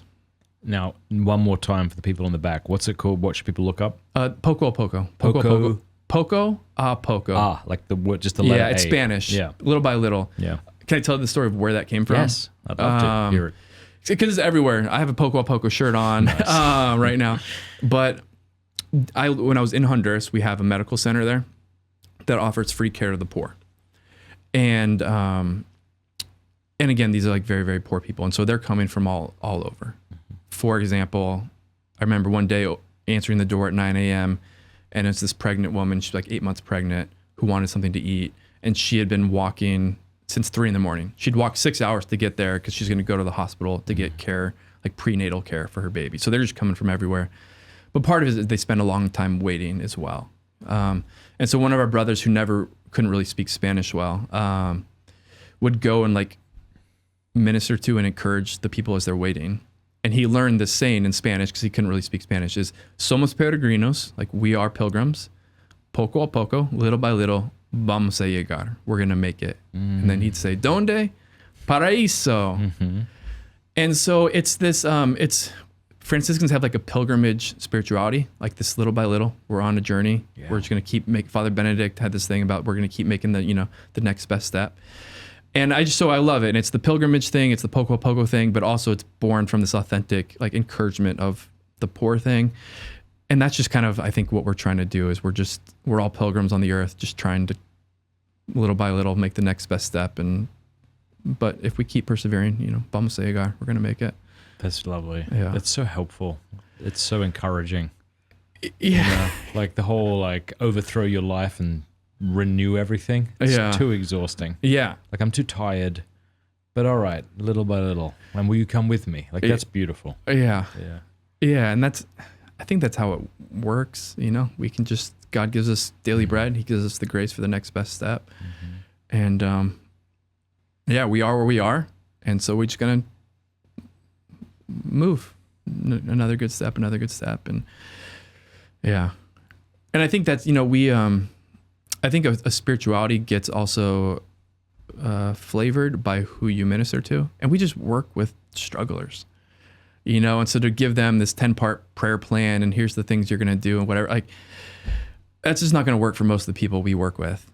We're just going to, okay, here's where you are. What's the next best step you can make, and that's a lot of. That's so true. Yeah. Yeah. I'm thinking of the Dominicans who are working maybe with grad students Sure. or PhD candidates or whatever. Yeah. Or like, they have their particular charism and thank God for it. Yeah. Like Focus missionaries, like Focus, one of their sort of their pillars, they have this focus on excellence as one of their pillars. And they're working with college students. And for them, like not being lazy and sloppy and doing things well makes sense. We're just not working with college students. You know, that's just very different than the 55-year-old crack addict of 25 years. Like excellence for them may not look that excellent, but I think you guys are my favorite religious order. I appreciate that. Because there's, and I think it is because of your work with the poor. Like you guys seem to hold together so beautifully, you know, both orthodoxy and then this. I feel whenever I'm with a friar, I feel like I can't scandalize them, and that makes me happy. Yeah, like I feel like yeah. I can show them anything in my life or in my car. Like if you got into my car right now, I've got like workout clothes like spread out over the back to dry so I can work out the knee. It's pretty gross, but I feel like I wouldn't. I mean, you might not like it, but I feel like maybe I should be ashamed. I would but not. I feel like blink you can twice enter or my think mess, twice. and you're okay with it. And that's not just you. It's like every friar I've met. Yeah, and I think that has to do with like living in rough areas and dealing with rough people. And there's like a light-heartedness or a nimbleness or a kind of levity to y'all. Yeah, with a seriousness for your vocation. You know, it's just I really think you're my favorite religious order. Can you think of another one? That's good. I don't know. I have a soft spot for a couple. What? Because there's got to be. We'll get to that. But there's got to be something that explains why y'all are so similar. And I really think it is just what you said, like who you minister to affects your character, who you live with, and if you can't. It's not like we send you to school for 3 years and we educate you in a particular way from books. Yeah, it's something about how you live, how you worship as a community. Y'all are very. Now, I'm sure if we line you up in a room, the personalities are diverse, but there's like a similarity. Like if you've met one friar, there's this joke on campus. If you've met one friar, you've met one friar because they're all different. But there is something very similar while y'all are very unique. Yeah. And hopefully I can do this in a way that's not like, oh, we are great. Let me tell you why we're great. But but here we go. But here we are. I think there's other communities that pray more than us. There's other communities that live in rougher areas. There's other communities that have more poverty. I don't know of other male communities, at least, that have the commitment to that fraternal life that we do. Like the fraternal life, particularly now, it's just really important to us. And I think that is like really factors into this, is that like we're just really like there's not a lot of places to hide, but also we're together and there's a mutual enrichment and there's a developing the capacity to be seen in your mess, which also then helps you when you see other people in their mess. And it's just kind of like I think that is part of, again, if I saw all these people, I'm like, these people are all different for so many reasons. But there is this feedback of like people go to confession to a CFR and it feels like a CFR confession. And that's not something that's explicitly talked. That's something that's like received from osmosis. And I like there's something to it. And I think it's the prayer and I think it's the poverty and I think I think the communal life, the fraternity is a big part of it. It's where there's both the enrichment, but it comes at the cost, you know, like I'm going to be enriched by the gifts of the other people who I live with, but I also then have to endure their gaps kind of thing. But I love, it's God's work and that's awesome. Like we are a bunch of sinners in need of a savior, but I love this community. And that's why like my deepest desire actually these days, like what God is calling me to is to be at the service of the friars. Like I love my brothers. I love the family. I love this order and what God's doing with it. And so, I wonder though, because I was about to ask you how you build brotherhood with each other and how are you intentional about that. But I also think like men at battle become brothers more quickly. Yeah. And if y'all are in the trenches and you're dealing with crazy situations, dealing with the homeless, that probably binds you together in a way that if you were just, writing and studying it, you wouldn't. Yeah, and there's even in our own lives, like we have mission friaries where you're out in another country and you only have 5 or 6 guys there. The fraternity there is often stronger because you are even more in it together. But I do think that's something we have to be careful of. Like if we get soft in mission or in poverty, the fraternity will suffer for it, and then our own like the men will suffer for it, right? Because part of if you're in the friar and you don't have the internet and you don't have TV, like, and you want to do something entertaining, like you can read a book or you can hang out with the guys. You know, like we kind of need each other and it forces us to need each other. But if we start to get lax in that, then we can go and isolate and find our community, fraternity somewhere else. Or if we stop sort of being in, if you will, the fight, like when you're in war, you don't get caught up on trivialities. And if we're really in it, either in prayer and in mission, then we're not going to get caught up on whatever. Yeah. The clutter monster or whatever is happening. I want to tell you about a course that I have created for men to overcome pornography. It is called strive21.com/Matt. You go there right now, or if you text STRIVE to 66866, we'll send you the link. It's 100% free, and it's a course I've created to help men, to give them the tools to overcome pornography. Usually men know that porn is wrong. They don't need me or you to convince them that it's wrong. What they need is a battle plan to get out. And so I've distilled all that I've learned over the last 15 or so years as I've been talking and writing on this topic into this one course. Think of it as if you and I could have a coffee over the next 21 days and I would kind of guide you along this journey. That's basically what this is. It's incredibly well produced. We had a whole camera crew come and film this. And I think it'll be a real help to you. And it's also not an isolated course that you go through on your own, because literally tens of thousands of men have now gone through this course.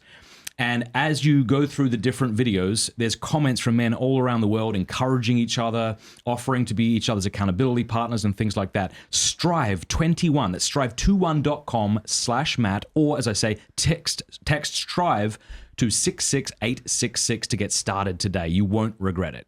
And we're back with our coffee. With our espresso, little guy. How does coffee work at the friary?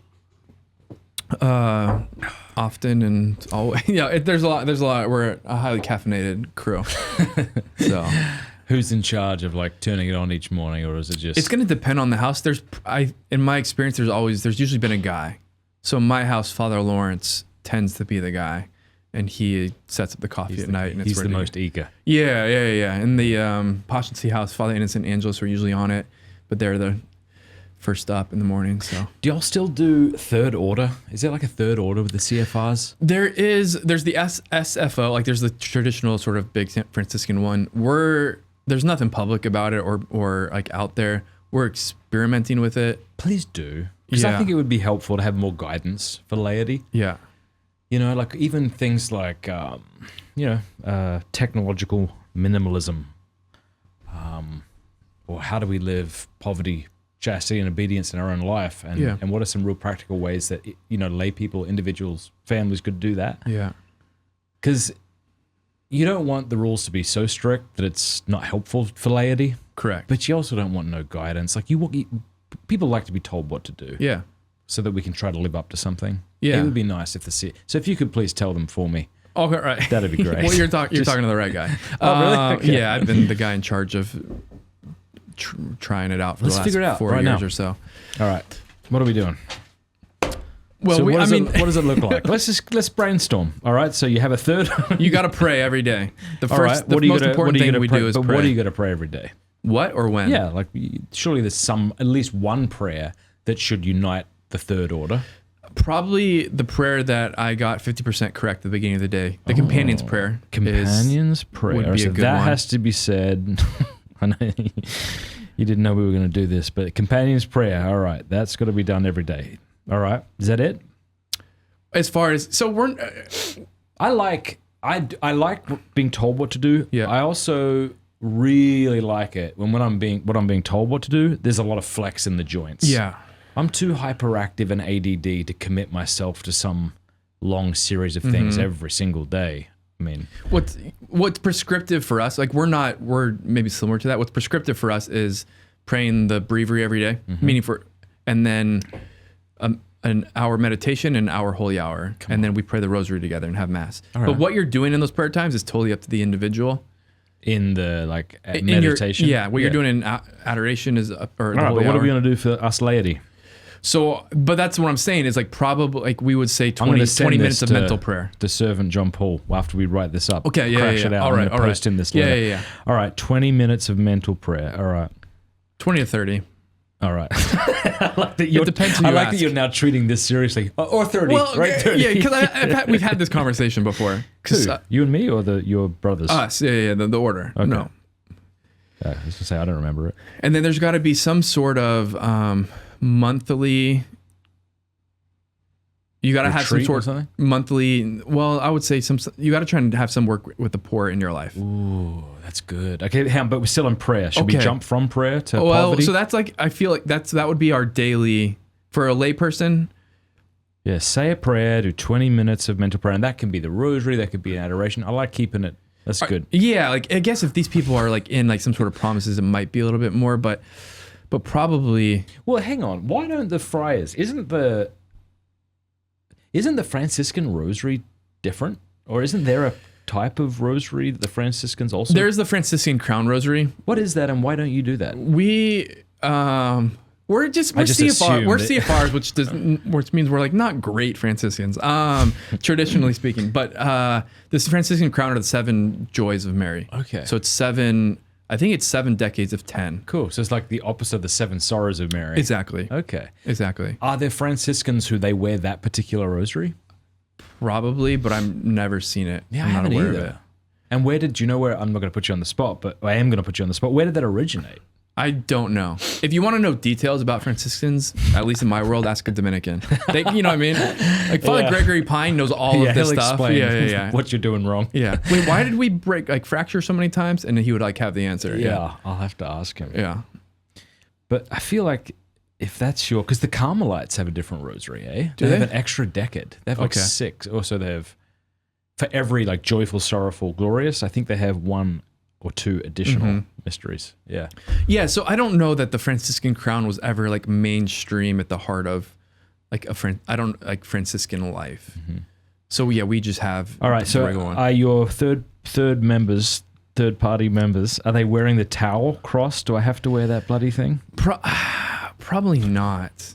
Maybe there's gotta Explain be, what there's gotta that be is some, to people. So that When I see it, I just think this guy's definitely also wearing Birkenstocks. yes, Which I wear and like, by the way. So maybe I should wear them. Yeah, maybe Chacos. But anyway, the tau cross again. I don't really know the full history of it. It's a cross without a corpus, a cross without the top. Yeah. And it looks like the habit in a way, doesn't it? It looks so like that's if Francis had his arms so yeah, outstretched. the full part of the history. The habit is supposed to be in the shape of a cross. So if you like put it out, it's the shape of a cross, kind of like a tau cross. Francis on his like little, we have a manuscript, so something that he wrote or an autograph, something that he wrote that was to Leo, and he signs it with the tau. And I think the idea of it is just like he signed everything with like the cross, but it was like without the, if you will, the top of the cross. Okay. But what I'll say, can I say something interesting Please. that fits into this? Please, because I feel like I'm crashing the Sure. conversation. No. Is we have like so our we don't have a corpus on it, Yeah.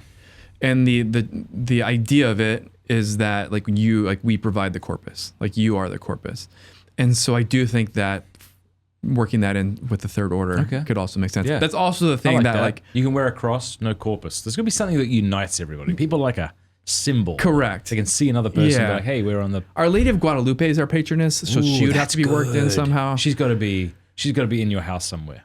There you go. Right? Yeah. Yeah. Okay. Oh, Great. Yeah, absolutely. It's so beautiful. That the Our Lady of Guadalupe, my goodness, I love her. All right. And then you're gonna so is that feel sufficient like- for prayer or no? Yeah, this probably doesn't come under prayer, but I feel like there needs to be some connection with the friars once a month, like even virtually. There needs to be some Great. teaching, Yeah. some. You think? Yeah. Yeah, you could probably yeah. All right.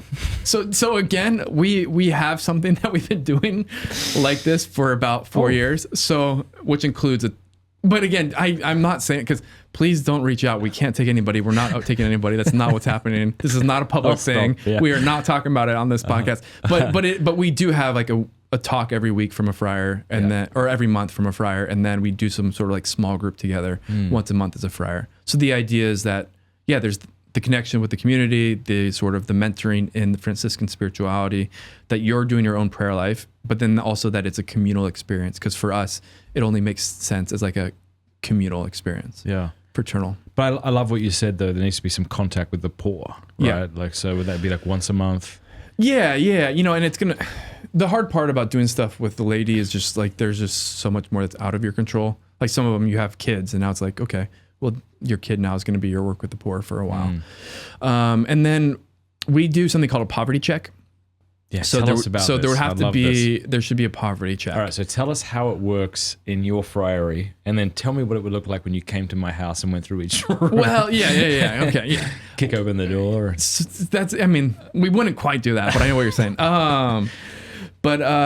So we do it now once a year, and it's it's both communal and personal. So we have something in our rule, which goes through what we call a poverty check. And it kind of, there's these questions, we do it all together so there's like very particular questions about like, you know, like what's animating your, like what has brought you sort of deeper to a sense of poverty? Like, do you remember why we're doing it? These types of question. And then it's like practical of, or like what has encouraged you in your life of poverty lately? And then it's like, does the friary have any like, things that they don't need? Have we The been coffee faithful? machine. Shut up, brother innocent. So it's like stuff like that happens though, where it's like, well, has anybody used this thing for a while? And they're like, well, no, but you know, it's that. So that type of stuff really does happen.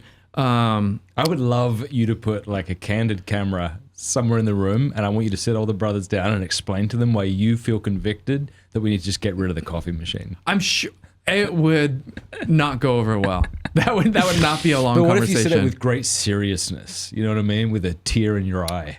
Yeah. I wonder how that would go. Yeah. I would love to see it. Yeah, we're like, You know what? How about you don't drink it, okay? That's kind of yeah. Well, yeah, we're gonna keep doing. Yeah, it's like it's been worked out. You're not gonna get anywhere trying to get coffee out of the friary, nor will you'll be met with compassionate walls. You know what I mean? They're padded walls. Compassionate. I love it. Yeah, they might be padded walls, but you're not gonna move them. You know? I love it. Yeah. All right. So how does it work in your friary? The poverty check for the individual friar. So then it's you kind of go and there's like some stuff for you to go and reflect on your own, again, experience of poverty, dependence on God, divine providence. We have the language of the friars are to be content with the minimum necessary, not the maximum allowed. Wow. And so is there like, you kind of check your spirit of that? Do you have things that you don't need, etc.? I would say for us though, it's something that we, in the friaries I've been on, we kind of pay attention to it. Like it's like we do a official poverty check once a month, but it's kind of something that we're always keeping eyes on and having So do conversations you have a about. fellow brother walk into your cell and look around? No, That'd be cool. that would be different. Like I've heard the companions, I think they're called the companions, do of that. the cross. Yeah. up in Canada. Maybe that's where I heard it. Yeah, I think they do that. We don't do that. No. No. But also everyone kind of knows. It'd help if you didn't have like drawers or cupboards. Yeah. All your belongings are just in a black plastic bag. Everybody Go knows over. everything you have, really. Really? Because What's been an example of something that was superfluous that you had that you're like, I gotta get rid of this? what would be something superfluous that I had? Yeah. I mean, I once had. There's also the joke of sometimes you do accidentally get poverty checked by a brother. When I just moved, I'm a basketball player. I used to be a basketball player, so I do have like basketball shoes. And I left them in like a communal closet, which I thought is where we were storing shoes. And somebody, like a poor guy, came to the door and needed something, so we gave away my basketball shoes. So I have had my basketball shoes poverty checked. What is something that I what would be, it's hard because I don't like stuff. I don't want stuff. I Yeah. like to live simply. Yeah. So Yeah. I'm trying to think That's of, good. have I like, and again, we're talking about like, What's been the I don't have house sandals. Yeah. What does that mean? Like, like I have you one don't- pair of sandals, and if I'm gonna wear sandals in the house, I'm not gonna wear a different set to like. We live very different lives, my friend. Yeah. Yeah. I mean, like things that would be a good have been good debates are like, could we have like communal like GPSs? Yeah. Because we used to have maps, then we'd print things off on MapQuest, and now there's like, can we have some communal GPSs. And I think the leaning has been towards using them, but those would be a hot debate. Yeah. Like cell phones is a hot topic. Definitely laptops would be a hot topic. Like if people need or Well, using those. Am I right in my understanding that y'all don't have Wi-Fi in your friaries? Correct. Please keep that up. Yeah. Please never not do that. I Yeah. feel like if you gave into that, that would be a sign that your order is on the verge of decline. I really do. Yeah. I mean, I don't know anything about you, so forgive me for just Sure. talking about your that's great. family Yeah. like that. But yeah, And there's something though, right? Like you're saying something like there's something that the people of God want from us. Like there's a certain way in which we offer an encouragement or some sort of hope. And there's a variety of reasons, but one of those is there's something that's encouraging about us not having Wi-Fi. well, I said to you before we jump back on that my wife and I are about to get rid of Wi-Fi. Yeah. And I don't know how long we'll last, but I was really impressed with my wife that she was just as on board as I am. Yeah. Because it just makes the house safer too, especially now we've got teenagers in the house and, you know, just having those smart TVs, you know, like it's just so, it's almost like the more technology a parent lets in is a whole lot more work you have to do. Yeah. It's actually easier to just not give your children phones. I understand some people Yeah. can't do that. Maybe their children travel, maybe Yeah. they work. I understand that. But I'm just saying, like, to open up a can of worms, you then have to deal with it. Yeah. Whereas to not open it up seems like a big battle, but it's not nearly as much of a battle Yeah. as then having to deal with it. You know? Yeah, and I've heard people who like have like, if you will, who've experienced like suffered addiction or have like sort of addictive personalities applies to different things. And it's like, it's easier, for example, if it's applied to sort of like cupcakes. Say this dude's like, he always binges on whatever he does. And he said, well, why can't you just have one cupcake? And he'd be like, you don't understand. It's actually Totally. much easier for me just to have 0 than to have 1. And because once the things in there, it's always there. I want more. And I think there's something similar with internet, and it's just, we know it's addictive. It's kind of always calling to us. And if we just like, no, we're not going to have it here in this space. Yeah. I do think it can be quite freeing. So I've been doing for the last couple of weeks. I eat about 5 p.m. Uh-huh. And it's so much easier for me than to try to eat well throughout the day. So I don't eat until 5 p.m. Yeah. So fast, like black coffee, water, awesome. Yeah, Zevia, no calorie. But then I have my first meal around then, and then it's like a lot easier to moderate what you're going to eat. You know, so I'll begin with maybe a steak or something like that, and then I'll snack a little bit. But I don't have much time. Then I go to bed. I'm way better personally. It might be a personality thing. At the all or nothing, I'm way better than moderation. Moderation exhausts me. I can't keep up. Yeah. Whereas if I get rid of my phone for a weekend or a month, I can do that. But if you tell me, well, just use it, but use it appropriately. Right. Like, oh, you don't know me. Yeah.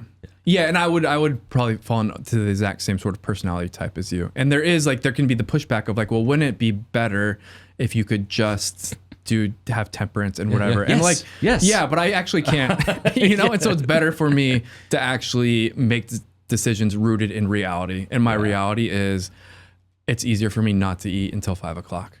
Yeah. Or whatever it is, Yeah. Yeah, it'd be great if I could space out the meals and the whatever, like all these people do. I can't do that. This Yeah. works for me. So I'm going to do that. Yeah. So That's helpful. Yeah. I think I'm a lot more introspective than my wife is, for example. And so she tends to be bothered by a lot less than I'm bothered by, which is good for me. Yeah. Because I'm quite bothersome. But, you know, I find myself, if I'm on my phone and my kid looks at me, I'm like, I'm a horrible father. Whereas my wife's not a horrible mother. She's actually amazing, and she's never been tempted to think that she is. You know, so even if, because I think sometimes she may have said to me, like, because sometimes I'll do is I'll give my phone away for the weekend, and she's like, why don't you just keep it in a drawer? I'm like, oh my gosh, the fact that you asked that question means you don't know me at all. Yeah. But I think it's not necessarily that I'm using my phone less than her. I think she should also feel as bad as I do. So I think she has the problem. Yeah. But she's not as sort of like reflective, which makes her a much easier human being to be around. Yeah, we need all types. All types. I'm trying to think about whether or not I really want to say that without any nuance, but you get the sense. I mean, because we don't really...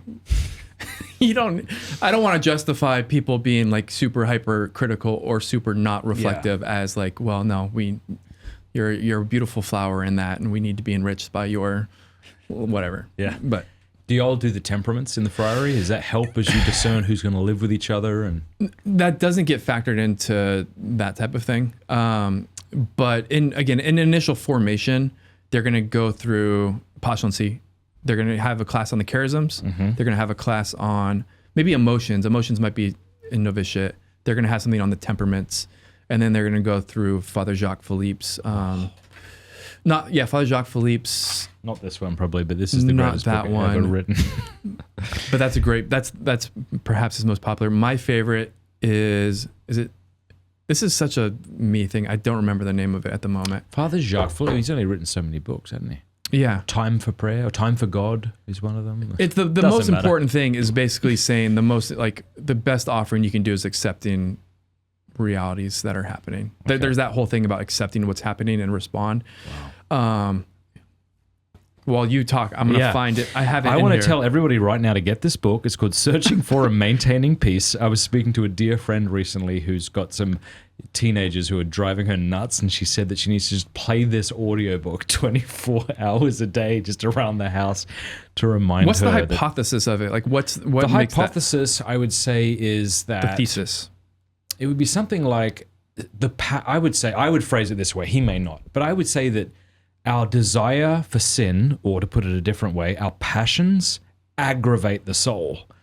And when we are aggravated, we do not see Christ, nor do we present Christ. Yeah. We don't perceive God's will as we should. Yeah. We aggravate everything. It's like you throw a stone into a pond. Yeah.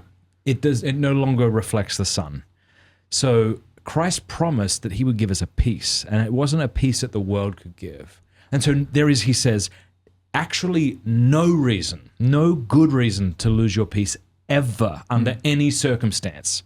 Think you've just killed someone. Think your child gets hit by a car. Think he's saying there's actually never a good reason to lose our peace. And yet we live continually agitating ourselves on purpose. And in that state, we cannot perceive the voice of God. We cannot be attentive to the people in front of us. We do not allow ourselves to be interrupted. Yeah, we think that we're God and we have to kind of figure out our teenagers' lives for them. Or we get overly worried when our children are involved in habits that aren't ideal. Yeah. As opposed to just this. Whereas if we just surrendered, everything would be better. Yeah, your life would be so much better if you could just go fiat voluntas tua. So when someone says to you, you should never lose your peace, what's your response to that? I think that's exactly right. Okay. Yeah. Because we have a Father who loves us. To say we don't lose our peace doesn't mean we don't have serious responsibilities. It doesn't mean we have, just of course we should never lose our peace. What does that mean? I think that means to stand in the presence of the good God who is attentive to me and hasn't forgotten about me or the many circumstances of my life. Okay. And I can trust him. I'm with my dad, kind of thing. Why does that sound? No, that's great. No. So so how do we apply that to, we're talking about the poor homeless guy on the street and his whole story and trajectory. How do we look at him and his situation and as I encounter him? Yeah. So how I often encounter him is with anxiety because I don't know what he wants from me, and I also feel bad that I don't want to talk to him, and that agitates me. Yeah. I don't always. I may be painting myself too poorly. I do know the poor around town. Yeah, I do the same thing.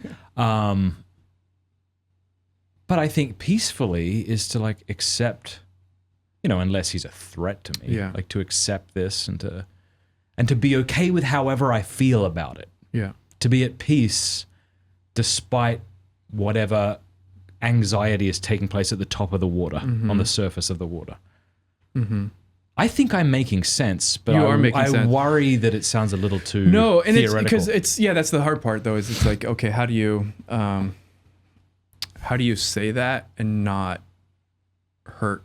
How do you say that to somebody who is in the depths, who's experiencing the most profound pain or loss? Yeah, you probably don't. Sure.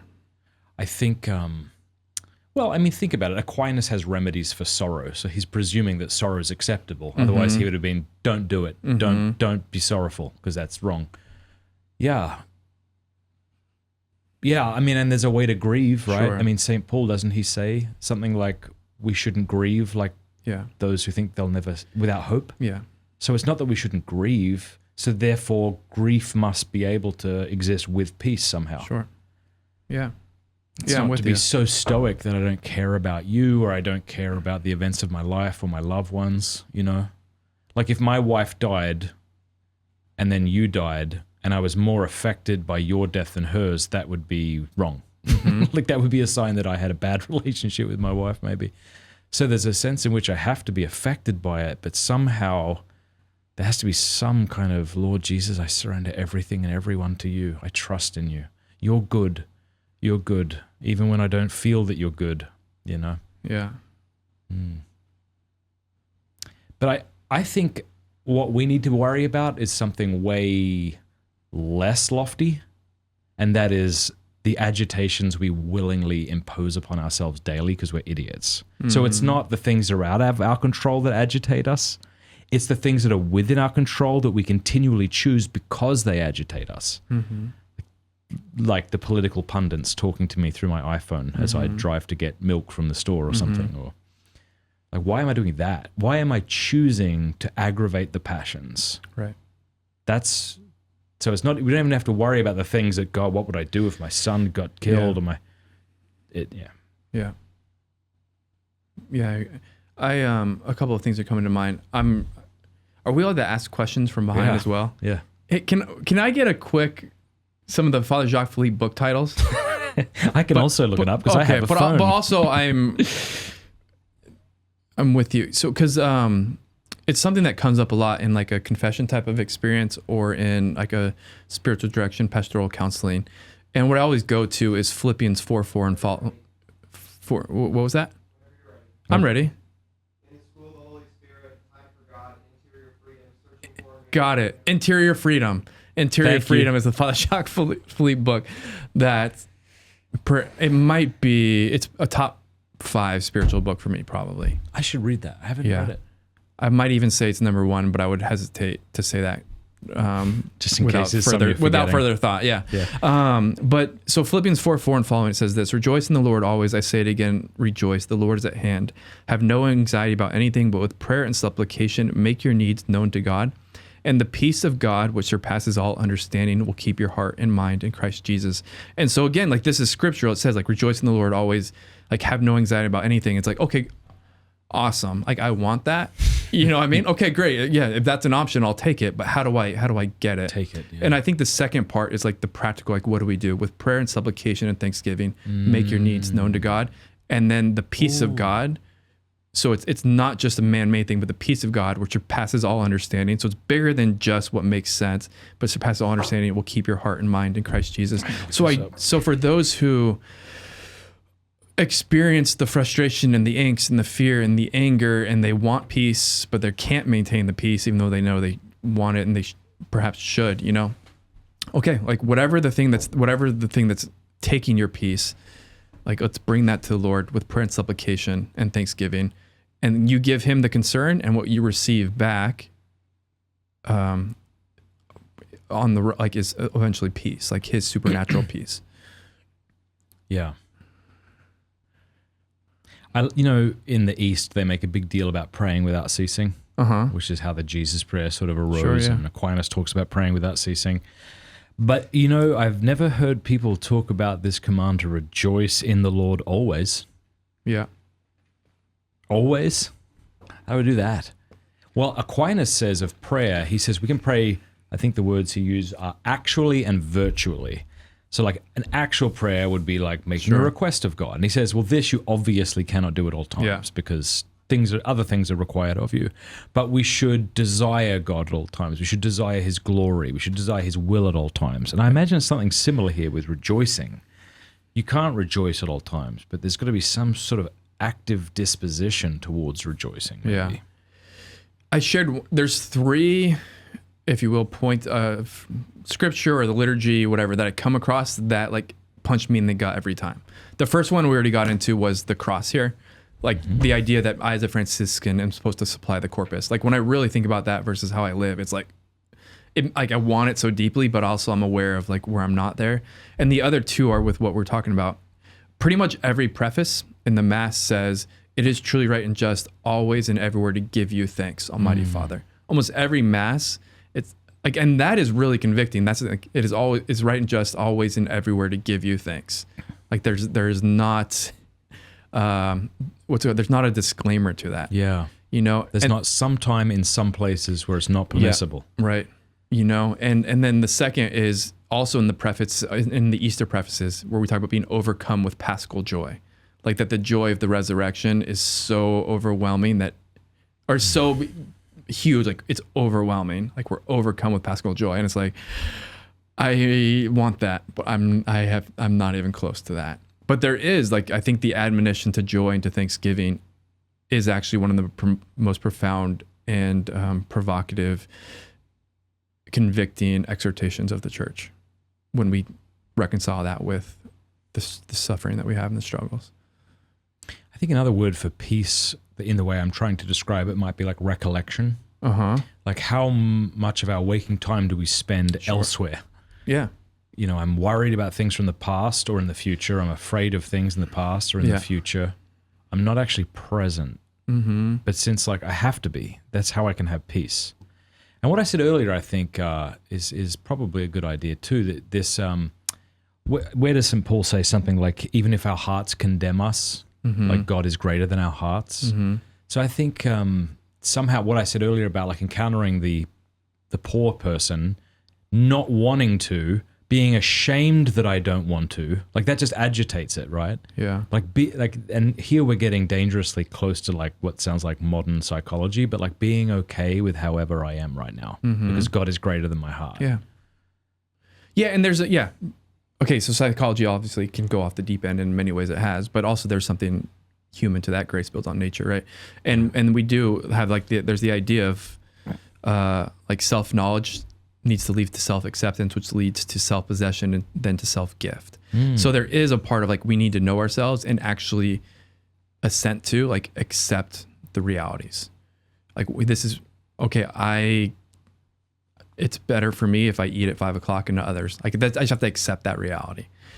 Spiritually, we do accept where we are, you know, because it is where you are. But then we do, like, it doesn't just mean I'm here and I'm just going to stay here forever. Then we bring that to the Lord and make the adjustments. But there's nothing wrong with actually accepting who we are and where we're at. I'm a big fan of putting the pressure back on the Father.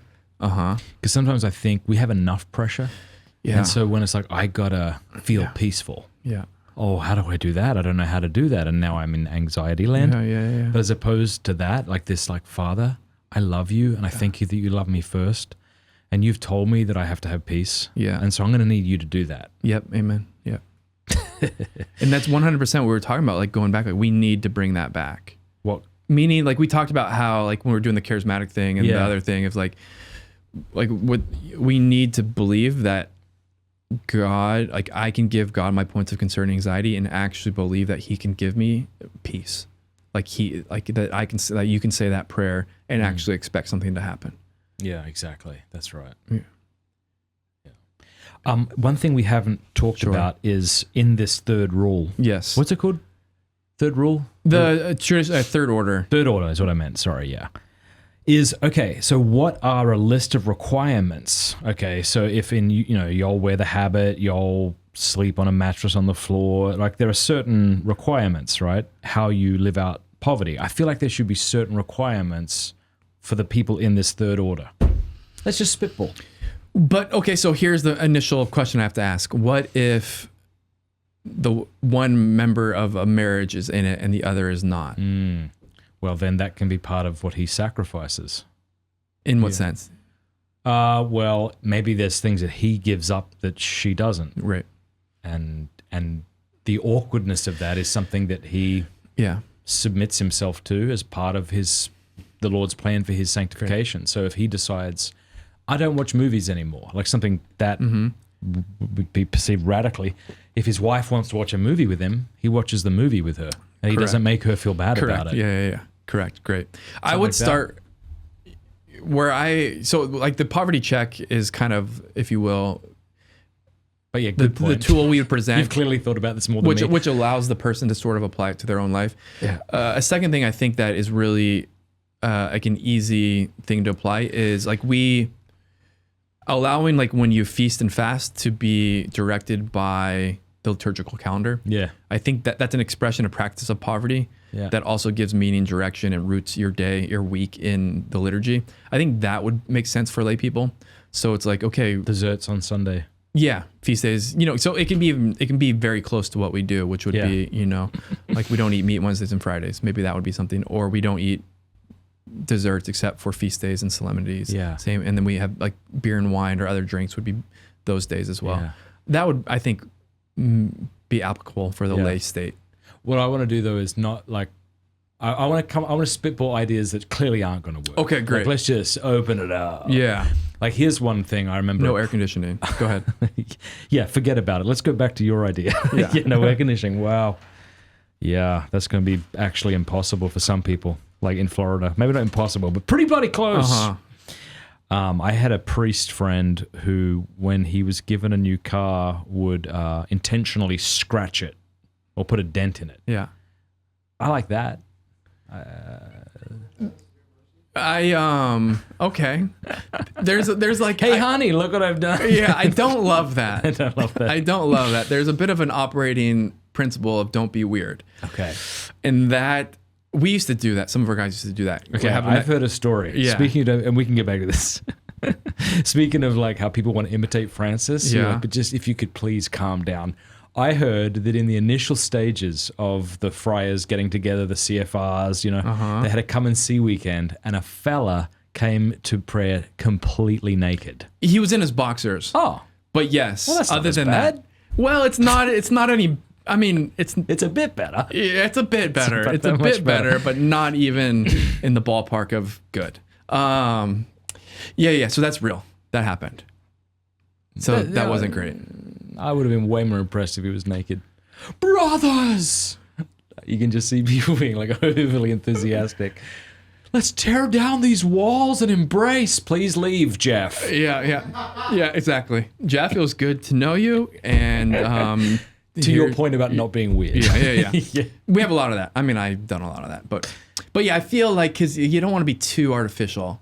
So scratching the car, tell me about that. That's so like you're not vain or you're not worried about it. Well, I've never done this. It But, was- well, yeah. I think the idea would be that you don't take pride in this Yeah. thing that you've been given, and it's a way not to be overly concerned. Anyway, all right. Okay, we'll forget that one. Well, Let's- but it's at this, but it's true also as well. It'd be, and again, I don't think we want to do that, but it is really freeing when you're no longer worried about if your car gets a little bump or dent or something like that. I mean, I love my parents. They were very good parents, but they were like overly worried. Yeah. That originates from a severe mercy. I just read it last night. Oh, a Yeah. severe mercy. There's the Sheldon car Van scratching Auken's thing? book. Sheldon Van Auken, yeah, they would put dents in the hood of their new cars. Okay. Yeah. And you think he's weird? That's why I like. Come on. I said I think it's leaning. It's leaning. Yeah. Well, Unique. how about this? Like, it might be acceptable if you're doing it as a personal thing with your wife and you're not bragging about it. It's another thing to demand that every member of the third order. Right. Yeah. Right. Yeah. So what would be some other things? Well, I don't know. I mean, certainly relationship to technology has to be on there. Okay, now how do you do that? Because everyone's trying to do that. Everyone's coming out with new dumb phones, and none of them are acceptable to people because the world is changing. This is Yeah. what's so difficult. I was in Amsterdam airport, and I couldn't order except through a QR code, Yeah. and that made me very frustrated. Yeah. I lost my peace. And Yeah. If we're looking, yeah, I lost my piece just for. started shouting, drinking heavily. Good. Yeah. Good. There's a place to it, but if we're looking for answers outside, we're not gonna find the answers. So meaning, like, if we think that we're gonna have right relationship with technology by the new smartphone or dumb phone or whatever, Yeah. it's never totally actually gonna work until we make the interior adjustment of like, no, I'm going to freely embrace I'm going to be inconvenienced by the fact I'm not going to have email on me all the time Yeah. or whatever. Like, it's kind of in the culture now. Yeah. And so The devices can be helpful, especially for people in different phases and ages. But in general in life, if you think You the got to be answer, struggling. I feel like you got to be struggling. Even if the way I sort of put a limit on my technology is different to how you do, I feel like, come on. I feel like everyone watching this, if I said to you, I'm going to put everyone on the spot here. If I was to say to you, how is your use of technology different than your atheist neighbor? The answer should be more than I try not to look at porn. But my fear is that's really the only difference. Yeah. So I feel like it should be like, how do you use your technology different? Yeah. You know? Yeah, Frank Sheed has the comment about how we don't so much have Catholic minds, but worldly minds with Catholic patches. Have you heard that before? Oh, elucidate that. So, but also I think like we don't so much have like, if you will, Catholic cultures as much as like a worldly culture with Catholic patches. And to get to the point, like there should be something deeply foundationally different about how we engage with the world, including technology, if we are Catholic. And it shouldn't just be, again, like I don't look at pornography or whatever, you know, like, yeah, you shouldn't, but also there should be a whole different worldview and relationship to this type of stuff. Frank Sheed's an Australian. Just want to throw that out there. You're welcome, world. Yeah, that's awesome. Yeah. He's got this great line about sex. He says, modern man practically never thinks about sex. He dreams about it. He jokes about it. He makes, you know, but these are very different activities to thinking about it. Yeah. I like that a lot. Yeah. That's really convicting and like frightening to me. That line that you just said. Yeah. Yeah. And I think like a point of reflection is like, what are the things that you celebrate? What are the things you orient your life around? Yeah. The immediate ones I go to is like, and this is hard, but like, is Friday for you mostly like TGIF, it's the weekend, or is it the day in which you commemorate the Lord's Passion? Like, what actually do you experience Friday as? Because like if it's just the weekend and it's not the day in which I remember the Lord's death for me, there's something off there. Yeah. This reminds me of a line from that old TV series Friends, which of course was a horrible show in many respects, but Joey makes the joke because he learns this woman doesn't have a television. And he's like, well, what's all your furniture pointed at? And that's funny. That is very funny. It's very funny. Yeah. Like he can't conceive how else a living room could be oriented. And what you're saying is, how are our lives oriented? Like, what are they directed toward? Yeah. What do we celebrate? What do we... Yeah. What do we spend our money on? What do we get dressed up for? All of these things are external sort of manifestations of our interior values. Yeah. I remember it hitting me too. I was driving in the Bronx and just going by, like the Yankees were playing. So you see everyone going, like, filing into the Yankee game. They're all wearing the uniform. They're all spending the money, buying the tickets, getting the hot dog. And it's just like, it's very interesting. Like we're made to celebrate and to do something and to to spend resources and this on a thing. And you could see where it's like, it's worldly. It's like so easy to put that into the Yankees or whatever, versus like the contrast of that versus how people are coming to mass or not going to mass kind of thing. What's difficult about what we're saying here is we're not condemning the Yankee game. Correct. That's what's so hard, right? Because we're getting back to the inner disposition. Yeah. And this gets back to what we were talking about earlier. Like, if it was just about externals, we could crush it. Yeah. I've said this before, that if the Lord appeared to me now and said, Matthew, here's how you will be saved. I want you to Bible in a year. I want you to crush that every year from now on. Every single day, you've got to be committed to it. Yes, Father. All right.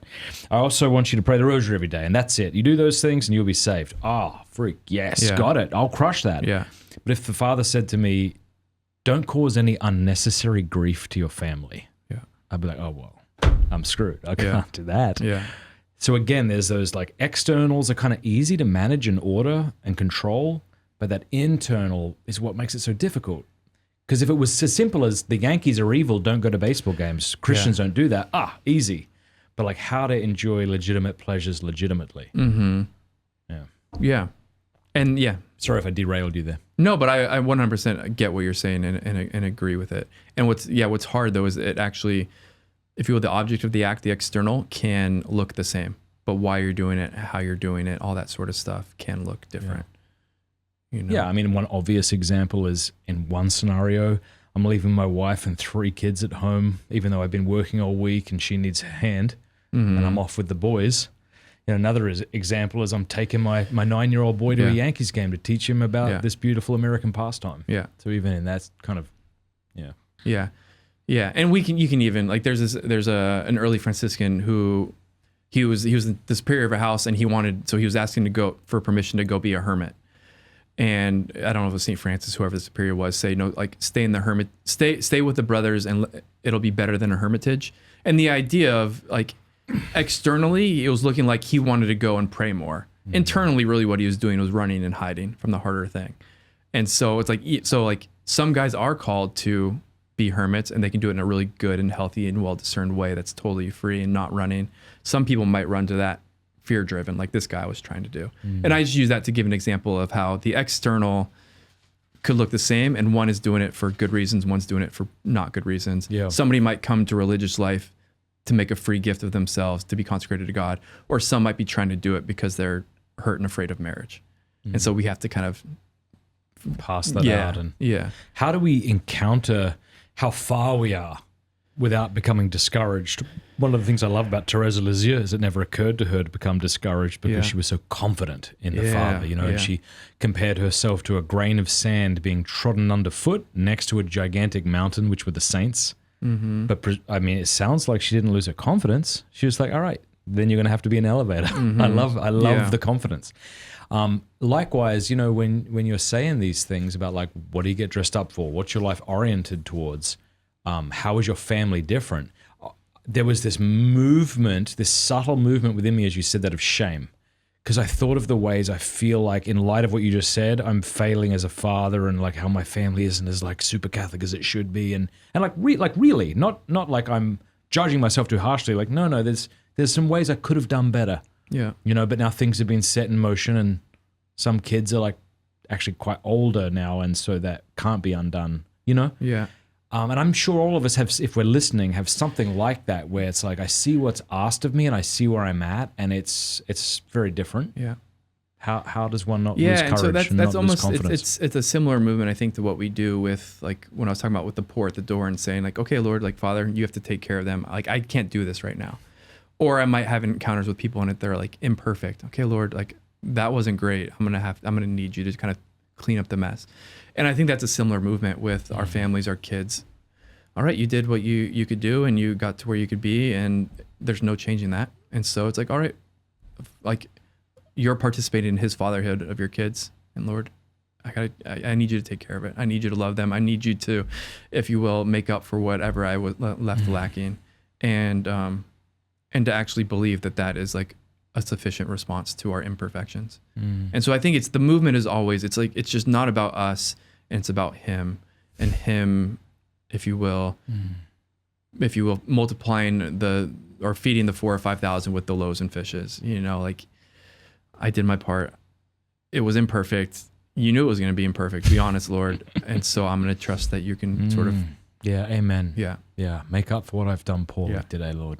And I think that's that Philippians 4:4 in practice. Okay, I'm worried about my kids. I'm worried about my imperfections, but now it's you. So we're getting back to this, like, how does one maintain peace? And I think that's got to be part of it. It's confidence in the good Father who's so present and capable. Because if he doesn't exist, like, if he just exists as like the first mover, but he doesn't exist as, like, hasn't taken his eyes off of me since the moment of my conception, if he doesn't exist in that way, then when I consider the ways I've failed as a father, then I'm right to be discouraged. And that discouragement will lead to a lack of peace. Yeah. Or I just pretend that what I did was actually great and it's everyone else's fault, But to be able to, like, own my failures without losing peace, I think that requires I trust in you. Yep. Yeah, and God's not shocked by your imperfections. Oh, say it again. It's like, he knows you, and he's like, oh, you did an imperfect job. Everything is unraveling now. There's no way to get this back on track. We're screwed. What a surprise. What a surprise. Because all the other men and women who have done this have done perfectly throughout. I mean, like, that's part of it. It's like, that's so beautiful. Yeah. And that translates to, I had an experience I just experienced that a lot as a priest. I'm just very in touch with how not perfect I am and not the most talented or skilled or whatever. And so there's just a lot of, all right, Lord, well, you called me. You knew who I was when you called me. And but I also trust that you're gonna use me as you can and kind of be able to cover where I've fallen short, you know. But yeah, we're frustrated by, scandalized by, surprised by, in a certain sense, our failings and limitations and whatever. And it's just like, God's not like, what? What'd you do? Yeah, he's just not shocked by it. I saw a great meme, which I'm sure you may have heard of by now. It says, when the Lord placed a calling on your life, he factored in your stupidity. Yeah, 100%. Yeah.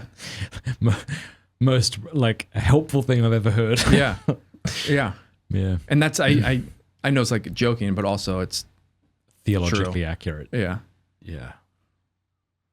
Men, have you checked out Exodus 90 lately? If you've heard of Exodus 90 before, you're probably thinking cold showers and Lent, but the Exodus 90 app offers so much more. It's the #1 freedom app to help you become the man you were created to be. I've been following along with the app's daily scriptures, reflections, and disciplines, and it's really awesome. Download the Exodus 90 app today to join St. Michael's Lent, happening now leading up to the Feast of St. Michael the Archangel on September 29th. St. Michael's Lent is an ancient tradition of prayer and fasting popularized by St. Francis in the Middle Ages that's been lost in our time. Let's bring it back. Join the men of Exodus 90 and Father Carlos Martins, exorcist and host of the Exorcist Files, who is the spiritual guide for St. Michael's Lent this year on the Exodus 90 app. We will awaken to invisible realities and enter into that spiritual battle that rages around us. Go to exodus90.com/Matt to join us for St. Michael's Lent. That's exodus90.com/Matt to join us for St. Michael's Lent, happening now on the Exodus 90 app. It's not too late to join. Okay, I have a question for you, and I'm afraid it's going to sound confrontational or it might put you in an awkward position. Okay. But I'm going to ask you anyway because I think you're the kind of guy who's like Sure. aware of himself. I love that you're going for the water. Like I feel like you're aware of yourself enough that this won't feel threatening. What's it like being the other priest next to Father Mike Schmitz? Yeah. Speaking of, like, here's what I got. And the same thing's true of me. Like, how do you explain the fact that there are other Catholic YouTube channels that have way more subscribers and way more viewers than you? Yeah. So Yeah. But like, how do you be the guy next to superhero Father Mike Schmitz, who's gorgeous and brilliant and entertaining and excellent? Yeah. And you're also those things to a degree, but like, you're also not Father Mike Schmitz. Yeah. And he's also not you, but you get the point. Yeah, 100%. And yeah, and I'm grateful you asked the question, and it's definitely like an insider question insofar as like I'm sure life experiences have happened that make you aware that that's even a question to ask. Yeah. You know? And so it is just to kind of paint the picture of the reality. Like, so I'm on Ascension Presents, where I have a video come out every Monday. Father Mike has a video come out every Wednesday. And if you can see very concretely, I get 10,000 or 15,000 views, and he gets 80,000, and then the next week he gets 300,000. And or I was given a talk at Seek, and it was like 2 years in a row, and it was like one time my room was filled up, and they're like, just one of my friends came up to me very sweetly and said, just so you know, this is only full because they closed Father Mike's talk early. And then the next year they didn't close it early, and mine was like half as full or whatever it was. And so part of it is just honoring and reverencing, if you will, like the unique man and gifts that Father Mike has, both natural and supernatural, and just like I don't know his work ethic, but I suppose he has a work ethic that's just different than mine. And you know, like LeBron James became LeBron James not just because he was uniquely talented, but also he like did the work. And some people just I was never going to be LeBron James, and I was never going to be Father Mike Schmitz, you know. But at the same time, like I trust that God has called me and done something uniquely, and that it's helping people in a different way, and maybe different people, because we're just doing different things. But yeah, and I don't and it's funny though, because it is important, because like sometimes, usually I get the opposite question of like, oh, how do you deal with being a popular YouTube priest or whatever? But then how life works in this, you're always aware of like, well, I'm a fraction of popular as that guy, and I want to. Yeah, there's a part of us that wants to be. Whether you have a YouTube channel or you don't, Yeah. if you don't understand the experience that me and Father are talking about right now, like you're not aware of anything going on. Sure. Because Yeah. this is the human experience, right? Yeah. And so at the end of the day, it's just like, I'm not, and even to keep going deeper, just the whole YouTube thing, like with the podcast and the YouTube video, that's like an hour and a half of my week. Like my life is just not invested in that. And you know, the thing that I care about is really like and similar, I'm sure, like with your kids, like I care about loving my brothers well and praying well. And I care about like people coming, I do a lot with like focused missionaries, and I love the way in which I get to like be with them and walk with them and care for them. Like that's the stuff I care about. I don't care about YouTube views or popularity, and hopefully I'd be willing to let that go at any moment. But it is a thing that's like, I like to joke about it though. Well, I think one thing that's deceptive about YouTube numbers is, you know, I might do a video that has 5,000 and another time something has 100,000. Yeah. But the 100,000 one could, I'm talking about me now, not Ascension, right? Yeah. Like could be far less impactful. And you look at 5,000, 5,000. You're like, well, what if 3 people actually watch that and it like help them? You know, like numbers are deceptive. I actually was listening to one of your videos in Romania. Okay. Recently, and it was so helpful to me. I made my son watch it. I wonder how much I remember of it. You said, hopefully you can remember this, because I don't remember the full context of the video, just that it was really helpful to me. I think you were talking about like the messaging. Like we walk around, and you said this one line, you're just trying to live your life. Yeah. And like you've got like billboards, and do you know what I'm referring to?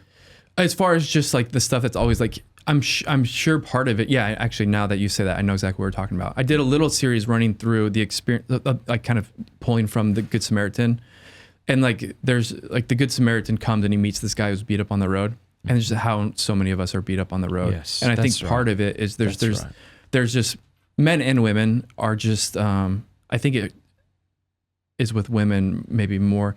You're just constantly against your will being shown what you're not, and being compared, and being sort of pitted against people who have budgets and designers and all of this, and plastic surgeons, and you're being forced to compete against them, and you were never supposed to compete against them or to be compared to them or to whatever, you know, and just how that can leave people really like beat up and not liking what they see in the mirror, and not being able to accept when God says, like, I created you good. It becomes really hard to say amen to that. I believe that, because of all this stuff that you've grown up with. Yeah. Is that ring a bell? That's exactly it. That is exactly it. It was so moving to me. I made Liam, my son, watch it. Yeah. But yeah, just this idea that like we keep going, I'm not as smart as him. And it's funny how like intelligence seems to be the one thing people are reluctant to give up. You know, like, it's pretty obvious that I'm not as attractive as a lot of people. I mean, that's kind of objective. I can't really argue with that. But I think a lot of people are very reluctant to give up the idea that they're not as smart as somebody else, you know? Or we'll go, yes, but it's emotional intelligence. Or we come up with these other ways of making sure that we're competing with everybody else. But where that beautiful realization where it's like, I could go to school for the next 10 years and I still wouldn't be anywhere close to whatever. Yeah.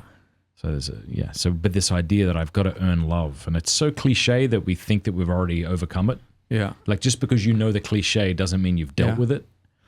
But like, I'm not as attractive, not as smart, not as rich, not as all these things. How did you feel doing stuff with Father Gregory Pine? Yeah. Actually, really good. Yeah. I like that you turn the tables. You know, when I started Pints with Aquinas, I think there was this mask and this fear that I'd be exposed. You know, because I'm not that smart actually. Like I think I'm insightful. I think I can talk to people in an interesting way. But you know, now I'm doing this podcast about Thomas Aquinas, and crap, I better pretend to know a few things. Yeah. So there was definitely some of that in the beginning. And I think when I was exposed that I didn't actually know a lot of the things I was talking about, it was embarrassing and hurt. But I got over that somewhat quickly. Yeah. And I think it's just gradually, like, I can honestly say I am just so grateful for how brilliant Father Pine is, and I don't. Yeah. Yeah. Because when people talk about being converted by Pints, a lot of people do that. A lot of people message me and email me and tell me. but it's you they're talking about. Like it's like, I mean, it's both of us, but it's the beautiful, brilliant, awesome guests who have all these different things to talk about that have really moved them. Yeah. This is just the kind of, this whole room and this YouTube thing is just the sort of delivery method of. Yeah. But yeah, and of course, somebody though had to put it together. Yeah. You know, I often think of with like this, the father throws the son for the prodigal son when he returns home. Like somebody had to throw the party, you know, somebody had to organize the musician and the food and all that.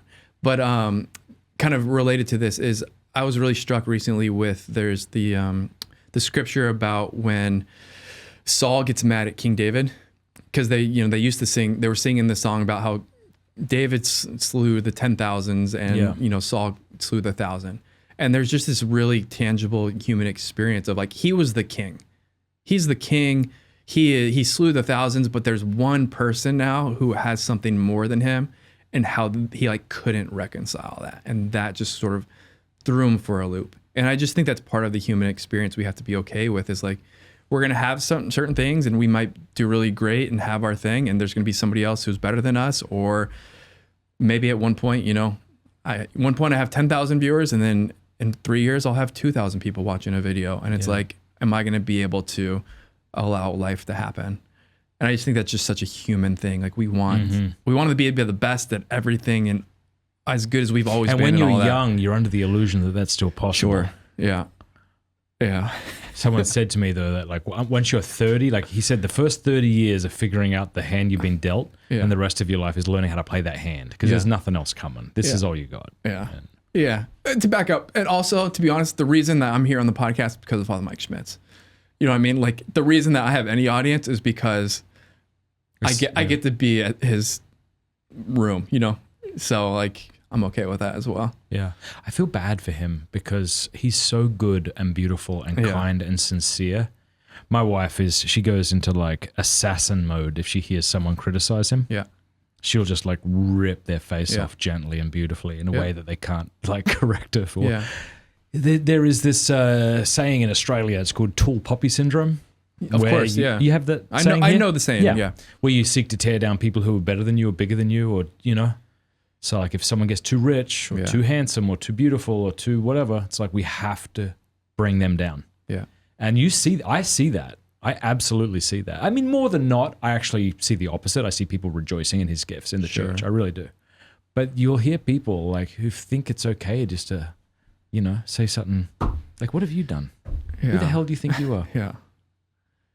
And we do this a lot. I don't know if it's that we think somehow implicitly that unless something is the answer to everything, it's not allowed to be the answer to anything. Like, tell me about that. Like, unless Bishop Barron can like solve this thing, sure, then he's not allowed to have any solution to anything. Right. You know, it's like, yeah, but isn't he good at? Yeah, but what about or Schmitz or Life Teen or Pints or anything? It's like there's a lot of problems in the church, and you need to be addressing all of them. And if you're not, then you may as well not be a solution to anything. It's like, well, hang on, like, can't Bishop Barron be a solution to some things? And is that okay? Right. No. Yeah. Well, that's unreasonable. Yeah. And that's inconsistent, I think, with reason. And I think I think it also just goes against actually our Catholic understanding of even the image of being a body. Like, you just can't, not everyone can do everything. Yeah. And you can't be expected for everyone to do everything. Yeah. Yeah. Why do we do that? Yeah, the Dominicans, but... Yeah. Why do we do that? Maybe it's because, I don't know. Maybe it's just us talking and realizing things that are interesting. Yeah, like we as Franciscans have felt like the CFRs felt called to like serving the poor in like a relational way. There's people who need to serve the poor by figuring out the right policy and getting the right laws and all that sort of stuff. And does that need to happen? Is that consistent with loving and serving the poor? Yeah. Is that our part to play? No. And so we're not going to be super like active in sort of politics and lobbying and all that sort of stuff, just because that's not our part to play in it, and that's okay. You know, I mean, we can't do everything, even with serving and loving the poor. You know. Yeah. I don't know if you remember, but I was on Ascension before you were. Oh, you were not on it before. Were you on it before me? I thought so. Regular? Maybe it was after. We were on it at the same time at some point. No, I'm pretty sure I was the first person after Schmitz. Maybe you were. So I know firsthand what it's like. Maybe you were. I'm like, man, they get so many views. This is great. Yeah. And then I did a video and I got like 5 views. I'm like, that's fine. It's the jawline. I like the jawline. No, I thought I was, but maybe not. Maybe I was the first lay person they had on. My history. I enjoyed. Remember Maria? Yeah, I don't think she works for them anymore, but she's. Maria Mitchell. I remember thinking you're one of my favorite people. Yeah. She was so beautiful. Yeah. I'm sure she still is. They are good people. They are wholesome and genuine and faithful people over there at Ascension. And think of the good they're doing. Yeah. I was talking to Scott Hahn about this. He was sitting with me yesterday. We were talking about how much good is taking place in the church today. Yeah. So much good. Yeah. Like people used to say in the 90s that Catholics don't know the Bible. Yeah, good luck saying that. Now that we have the #1 prayer app and the #1 like Bible study and the #1 Bible podcast. Like you can't really say that anymore. Yeah. We also have the #1 religious network in the world, EWTN. You know, we have like Bishop Barron crushing it. There's so many good things happening in the church right now. Yeah. And praise God. Yeah. Yeah, the Eucharistic Congress, the Sikh conferences. Yeah. And yet we're all little. We like to pick holes in things. You know? Yeah. Yeah, and I think this is related. It's one of the most striking, if you will, like parts of the rule of St. Francis. St. Francis' rule is like super short. And he has this line in there that the brothers are not to look down upon those who like eat rich food and wear fine clothes. And it just stands out. Like that's very particular in what's going on there. And I think part of it is just this understanding that like as a Franciscan, you've been receiving a particular gift or charism, conviction, clarity about poverty that hasn't been given to others. And so there is a part of being grateful for what you've been given and remaining there and then enriching the others, but not sort of just seeing where they're not on your level and being angry about it. Yeah. And I think part of it, this whole thing of like, a movement to sort of gratitude, a movement to sort of focusing on what has God called you to, being faithful, being a good steward to that. And coming from it, like, I believe what I believe about poverty or about the Lord, about prayer, because it's a gift given to me. And if I can receive it as a gift that he hasn't, then and understanding like he hasn't given it in the same way to these other people. I didn't merit this. He gave it to me. And I think that's just helpful because there is that human tension towards, again, to criticism, to focusing on the negative, the critical, the broken, the whatever. And I think that's a strategy of the devil, and it takes our eyes off of God and his goodness ultimately. And we might be well-intentioned in it, but if we stay there or we don't go there with the Lord, he's got our eyes off the Lord, and that's when we're vulnerable. So I think, being aware of and not giving into or just ascending to this critical negative approach to life, I think is important. Mm-hmm. How do you come up with your video titles, subjects? And do you record them like once a month and 4 in a row sort of thing? Or? For Ascension? For Ascension, there's not a super strict sort of rhythm. I have a few written out. I prepare talks or videos, whatever. I like slow cook them. I like have a crock pot. So I have a few things and I slowly think about them. And so that's always kind of happening. And then at some point I'll just record it and send it in. But it is something that usually comes from some sort of ministry thing that comes up, some sort of something I read, whatever. There's like, it just kind of happens. What I'm strong at is creating ideas. And like thinking of like, oh, here would be a good thing to do. Mm-hmm. So for me, the idea thing comes somewhat naturally. Some of like the deep study would be a place where I would struggle. Yeah. Yeah. But God's been blessing it, and it's been going well. What's the next big project or the next big thing? The next big thing of the Friars, or you're not allowed to divulge? I can talk about a few things. There's one big thing coming up that I asked if I could talk about, and I was told no. You're sending brothers to Australia. Brothers are going to Australia. That'd be so good. Do you want us to go to Perth or I don't Sydney care where or you where? go. Anywhere. I just want you to go there. We need you. We need Americans to evangelize the world again, to re-evangelize the world. Americans are awesome, and they're crushing it. And all those things I just mentioned, right? Hallow, Barron, Schmitz, you, Ascension, me. I mean, I don't mean to say that, but like the Pints is doing a lot of good work, and I'm grateful for it, right? Like, I know that there's good things happening in the rest of the world. It's just, it's kind of drowned out by the amazing. I take myself out. You know, like, Everywhere I go, Barron, Schmitz, Trent Horn. Yeah. Like, good luck debating Trent Horn and coming out Yeah. alive. Yeah. And of course, like, and I know we're on the same page with this, so this is just saying it because I need to say it, is like the fuel, if you will, we're the tip of the spear or whatever, or we're the thing that gets seen, but the grace of it comes from all of the hidden sacrifices by so many people. I think. No, it's spot on, because when someone will write to me and say, like, I converted because of pints, like, that's the language they use, but I know that's not exactly what they mean. Because if they lived in a town where there was no good Catholics and no good priests, chances are they wouldn't be a Catholic right now. It's because people did the hard work of living with them and walking with them and answering their questions. And down in Honduras, where we live now, originally, like, 40 years ago, there was nothing there. Nothing there. And a group of poor clerics came and had their convent, and they just lived there and prayed and lived their sacrifice. And now, like, then 20 years later, like, the friars moved in. There's a huge apostolic center. There's a boys' orphanage right next to them. There's a home for those with physical disabilities right next to them. Our hospital's right across the street that gives free care to the poorest of the poor. And you see it all, and it's like all happened in this area right around this convent. And you just can't help but say, okay, well, this is the fruit. The ones who sort of tilled the ground were these sisters.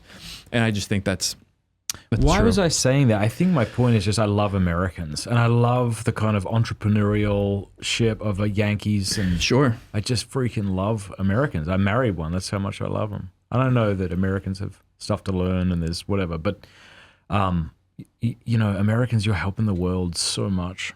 So I appreciate that's how that. I said this. That's why I said this, because Australians, like, we all are benefiting from Americans. Like the Dominicans, I think the Nashville Dominicans are now down in Australia, if I'm not mistaken, or maybe it was a different branch of the Dominican sisters. But so come to Australia, please. All right. You let them know. Okay, all right. Along with the third order. We got the third stuff. order figured out, and we're going to Australia. But you said you're not allowed to talk about. Well, something. the big one. There's a big one, but there's one that I'll mention, and then one that I'm, like, super super excited about. Okay. The Father book came out, and this actually I do feel it came out Ash Wednesday, and it was kind of funny how it came out because it came out early. Can I tell that story? Of course. I have sort of organically become the Mark Wahlberg Ash Wednesday priest. Okay. What does that mean? That means they for the last couple of years with Hallow, with Mark, and then this year with Jonathan Rumi, they've done like a Lenten prayer thing. Yeah. This year, right? They did with God in Russia, the Father Chiswick book. Yeah. But they kind of do press on Ash Wednesday, and they go on, like, Good Morning America or whatever. Yeah. But because it's an early thing, they have to have Mass before. Okay. So I have gone the last 2 years, celebrated Mass for them, and given them their ashes. And this year, the book wasn't published. It wasn't supposed to come out for another month or so. But I brought a few copies, and after Mass, I said, hey, just so you know, I got a new book out there if anybody wants it. And so what Mark and Jonathan did, and I think it's a great testament, actually, I take it like as a great testament to, like, Mark Wahlberg, was they did, like, a little Instagram video talking about what they were going to be doing, but both of them are just holding the book like this, like trying to show it, or just like very distinctly. They're not talking about Ascension is like, but they're just holding the book, and it, that reel gets like 10 million views or something like that. Oh my god! But I feel it was Mark being like, okay, I'll throw this guy a bone and help him out. That's nice, yeah. But I saw that and I was like, just so you know, this just happened. If we want to make the book available, so how quickly before their video and it hitting the press? We were already, like, heading that direction. Yeah. So they just made the store live that day. They were able to do it. That's wonderful. But I was doing a lot with that, and I'm super excited about that. But the new thing is we have this, like, what is this? We have a prayer journal. We did a double thing. Friars. So we did do you know the monk manual? Stop it, yeah. So we did a collab with the monk manual. So it's like a CFR monk manual. What are the difference between these two? Well, I know the monk manual. Yeah. So this is the monk manual. Yeah. They're kind of so they all collaborate with this brother Isaiah is his sort of stage name, his music name still. His album Mysteries and Medicines, and there's this journey, this pilgrimage theme, and the idea of these is that they're kind of ongoing, like, tools for the journey. Where the monk manual, it touches on some of the spiritual things, but it's very much it's allowing you to do. They have this saying of, like, being and doing, which I love, because sometimes we can put being and doing in competition, but, like, we have to do both. And so it's a way to kind of live life in a healthy way, in an integrated way, prioritizing what you need to prioritize, being intentional, which I love. But then this is a prayer journal, and this is generally the women's one. It's got Our Lady Guadalupe colors. We'll have a black one, and you can. I hope you're giving this to me. You can take a look at it. No, I'm going to take it. Okay, great. No, I'm just joking. But I'll explain it is. I don't know. So it's pretty simple. But can I read these out loud for people so they know what it is, or do you want to just discuss it? Let me give if you will, the structure, and then you can go into the specifics. So, are you familiar with the ARRR prayer method? It's kind of what people are using is how to do relational prayer of like acknowledge. So like what's going on, pay attention to what's going on, acknowledge, relate. So bring it to the Lord, then receive, and then respond. And what this... Oh, that's good. Yeah. And so this is what I think IPF is using it. I don't know who really... You know what's funny about that is Peter Kraft has a book called Prayer for Beginners. Uh-huh. And this was written, yeah, early 90s? And he says something extremely simple. So I love that this wisdom is not novel. It's in the sense of being just new. Right. He talks about like when you go to cross a road, you stop and you listen, Yeah. But that's interesting. Okay, so I love that, acknowledging where you're at. And this has come from, again, in my time in formation, particularly with young men and spiritual directees, of women tend to do a little bit... How I like to say, like women tend to know what's going on inside, but it's kind of all together. And so it kind of is a tool for you to recognize what's wanted and then sort of like parse it out. And for the men, it's important for us to ask the question of like, what's going on? Like, what am I feeling? How am I doing? Yeah. And so you can go ahead and read if you want, or I can. So these are daily, some of these have like weekly check-ins. Is this just a daily thing? The idea of it is for it to be done each day or as close to each day as possible. So it begins with acknowledge. So you respond to the question, how do I feel? Yeah. Why do I feel this way? The external action, event, or circumstances. And then it says, go deeper. What's the motivation? Why does it affect me in this way? Why am I acting in this way? What do I feel is at stake?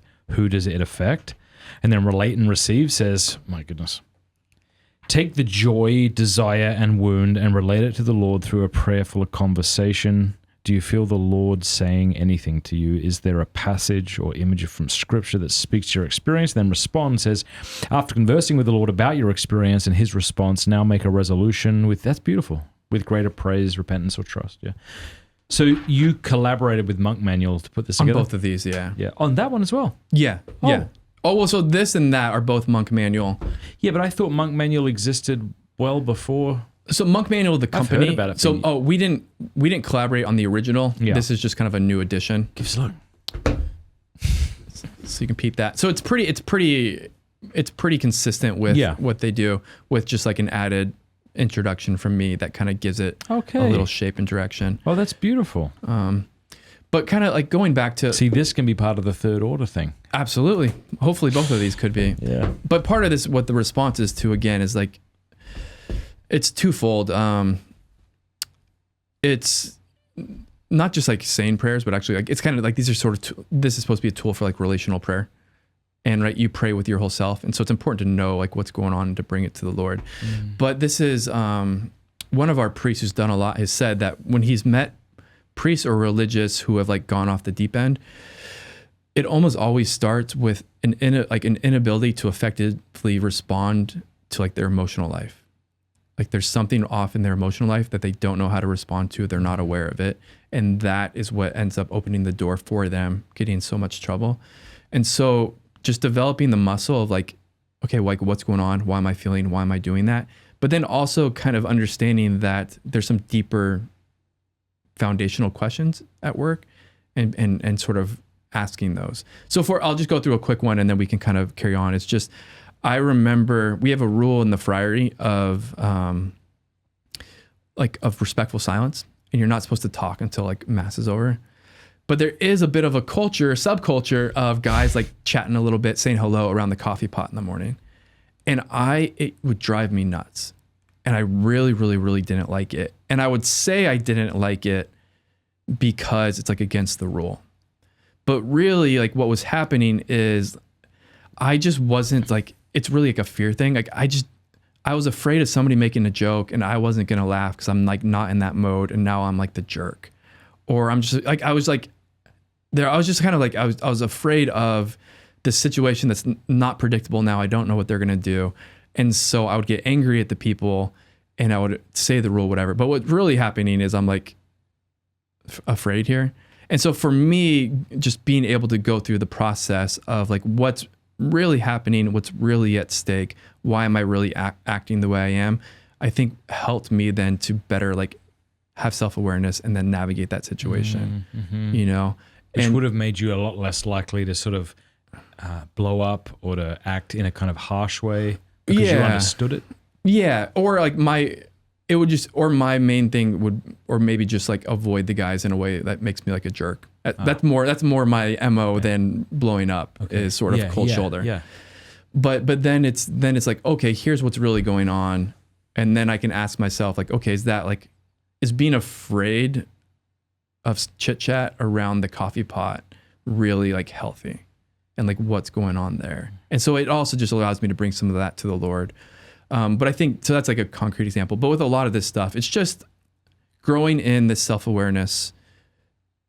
And then also like some of the deeper questions of like, some of the stuff could be, you know, like, why are you so anxious about the test? And you get to the bottom of it. Cause it's like, if I don't have this job, I feel like I'm gonna be a disappointment to my parents. And then you can bring that to the Lord. It's kind of what it's supposed to help with. I love that. That's really great. I still don't fully understand the collaboration. So they have a monk manual. They came to you and you guys said, well.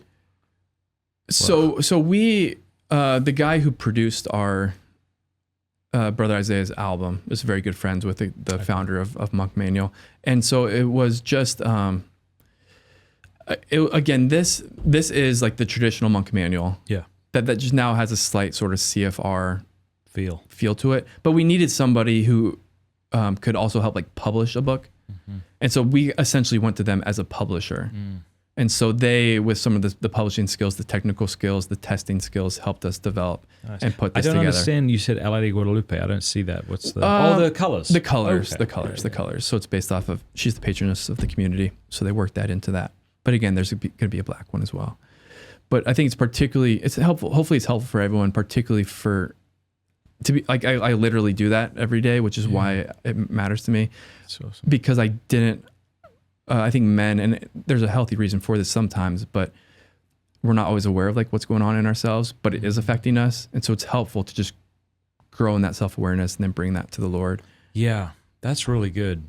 And I think it's important to realize that like asking the question, like what's going on, is not the same as becoming an emotional man. Correct. Because a lot of our emotions result from the fact that we don't do that.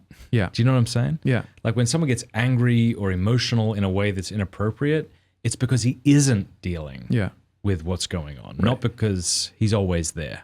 Right. Yeah, and 100%. But like we have emotions and we have internal things happening that are affecting you if you like it or not. Yeah. You know? And so and there can be, again, behavior patterns that are happening and you don't really know they're happening or why they're happening. And it's just, again, it develops the interior life, doesn't it? Yeah, that's the idea. Like how many of us, and maybe this has happened to you, it's happened to me, I'll go to the store and I'll feel snubbed by the lady or at the barista or something. She may not have done anything wrong. I just have this feeling. But if I'm not sort of three-dimensional, if I'm not like aware, that affects my day, whether I look at it or not. Yeah. Now, if I look at it, then I can ask questions about it. And that's just like a trivial example, but we deal with this a million times a day. Like I'm still dealing with what I said about Father Mike Schmitz and hoping that you received it well. Mm-hmm.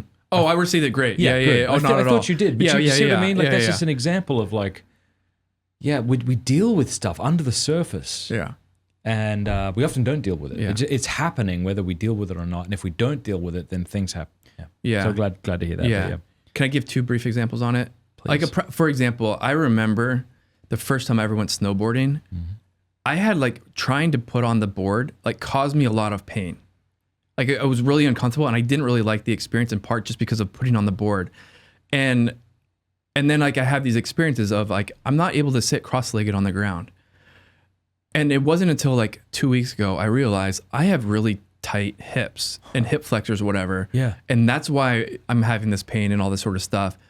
I can stretch and that'll get better. Yeah. You know, but it took me 22 years to ask the question of, okay, like what's going on here? And so that happens spiritually, I think, as well. It's like I could be, I'm misusing the internet, or I'm misusing whatever, and I keep doing it, and I'm in these patterns, and there's not unless you stop and ask the question, like you can't assume someone's going to stop and ask the question. It's like, what's going on here? And so it's part of doing that, because then when you know what's really happening, you can sort of have an informed response. That's beautiful. Yeah. I love the mundane example. It really does help open it up, because we've all had experiences like that. Can people get that book right now? Like, is that good? Yeah. Where do they go? So monkmanual.com/friars. I remember when Monk Manual first came out, one of my hippie friends from Portland told me about it, and they did a good job at kind of hiding the fact that they were Catholic. Because and they did a good job. Like, it was very Catholic friendly. Yeah. But you got the sense that they could be talking about a Buddhist monk, or who knows what kind of monk. Sure. And good for them. I kind of hope they do continue to do that, so that we can kind of reach into other areas. But that's good to know. I'm definitely going to get one. Yeah, I think they've done that very well again, so that it reaches a broader I think what I don't like is having 2 books with me all day. Correct. I get that. Ugh. So yeah. I get that. I carry a backpack. Yeah, that's probably the best. But also I have like what you don't have probably, or maybe you do in your house, is I have like a chapel seat. Yeah. So I just get to leave my journal and my breviary there. That's a good idea. It's a good way to do it. Yeah, people should check that out. That's really great. And then your book's available? Yep, at ascensionpress.com. And we've already took the Father. That's right. And then Poco.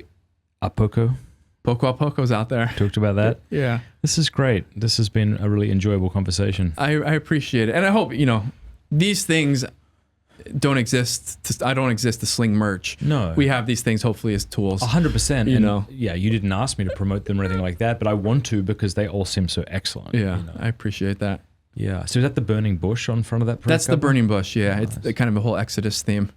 Yeah. Some of it, I don't know if any of it would qualify as Catholic lo-fi, but some of it might be trending in that direction. Isn't that like, don't you have a Catholic lo-fi thing? I do, but what do you mean? Like, I don't know. Some of Father Isaiah's music may fit with that. Some of it may not. I don't actually know what makes lo-fi. I don't understand where Father Isaiah came into it. Exodus theme. Sorry. That's right. So he got ordained a priest. His name's Father Isaiah, but he's been doing music for a while. Yep. As Brother Isaiah. Yep. He just had a new album come out called Mysteries and Medicines. Okay. And so the Mysteries and Medicines is this. It's an album, and this really kind of the Mysteries and Medicines title of the journal. And artwork comes from the album. I see. And so there's an introduction from him and all that sort of stuff. Beautiful. All right, we got there. Yeah, God bless you. Thank you, Josiah. Thank you for sitting with me for this Matt, long. thanks again for having me. Yeah, you're welcome. Hopefully I can make my flight. Oh, it's We'll nearly 2. All right, that's about the time. We're spot on.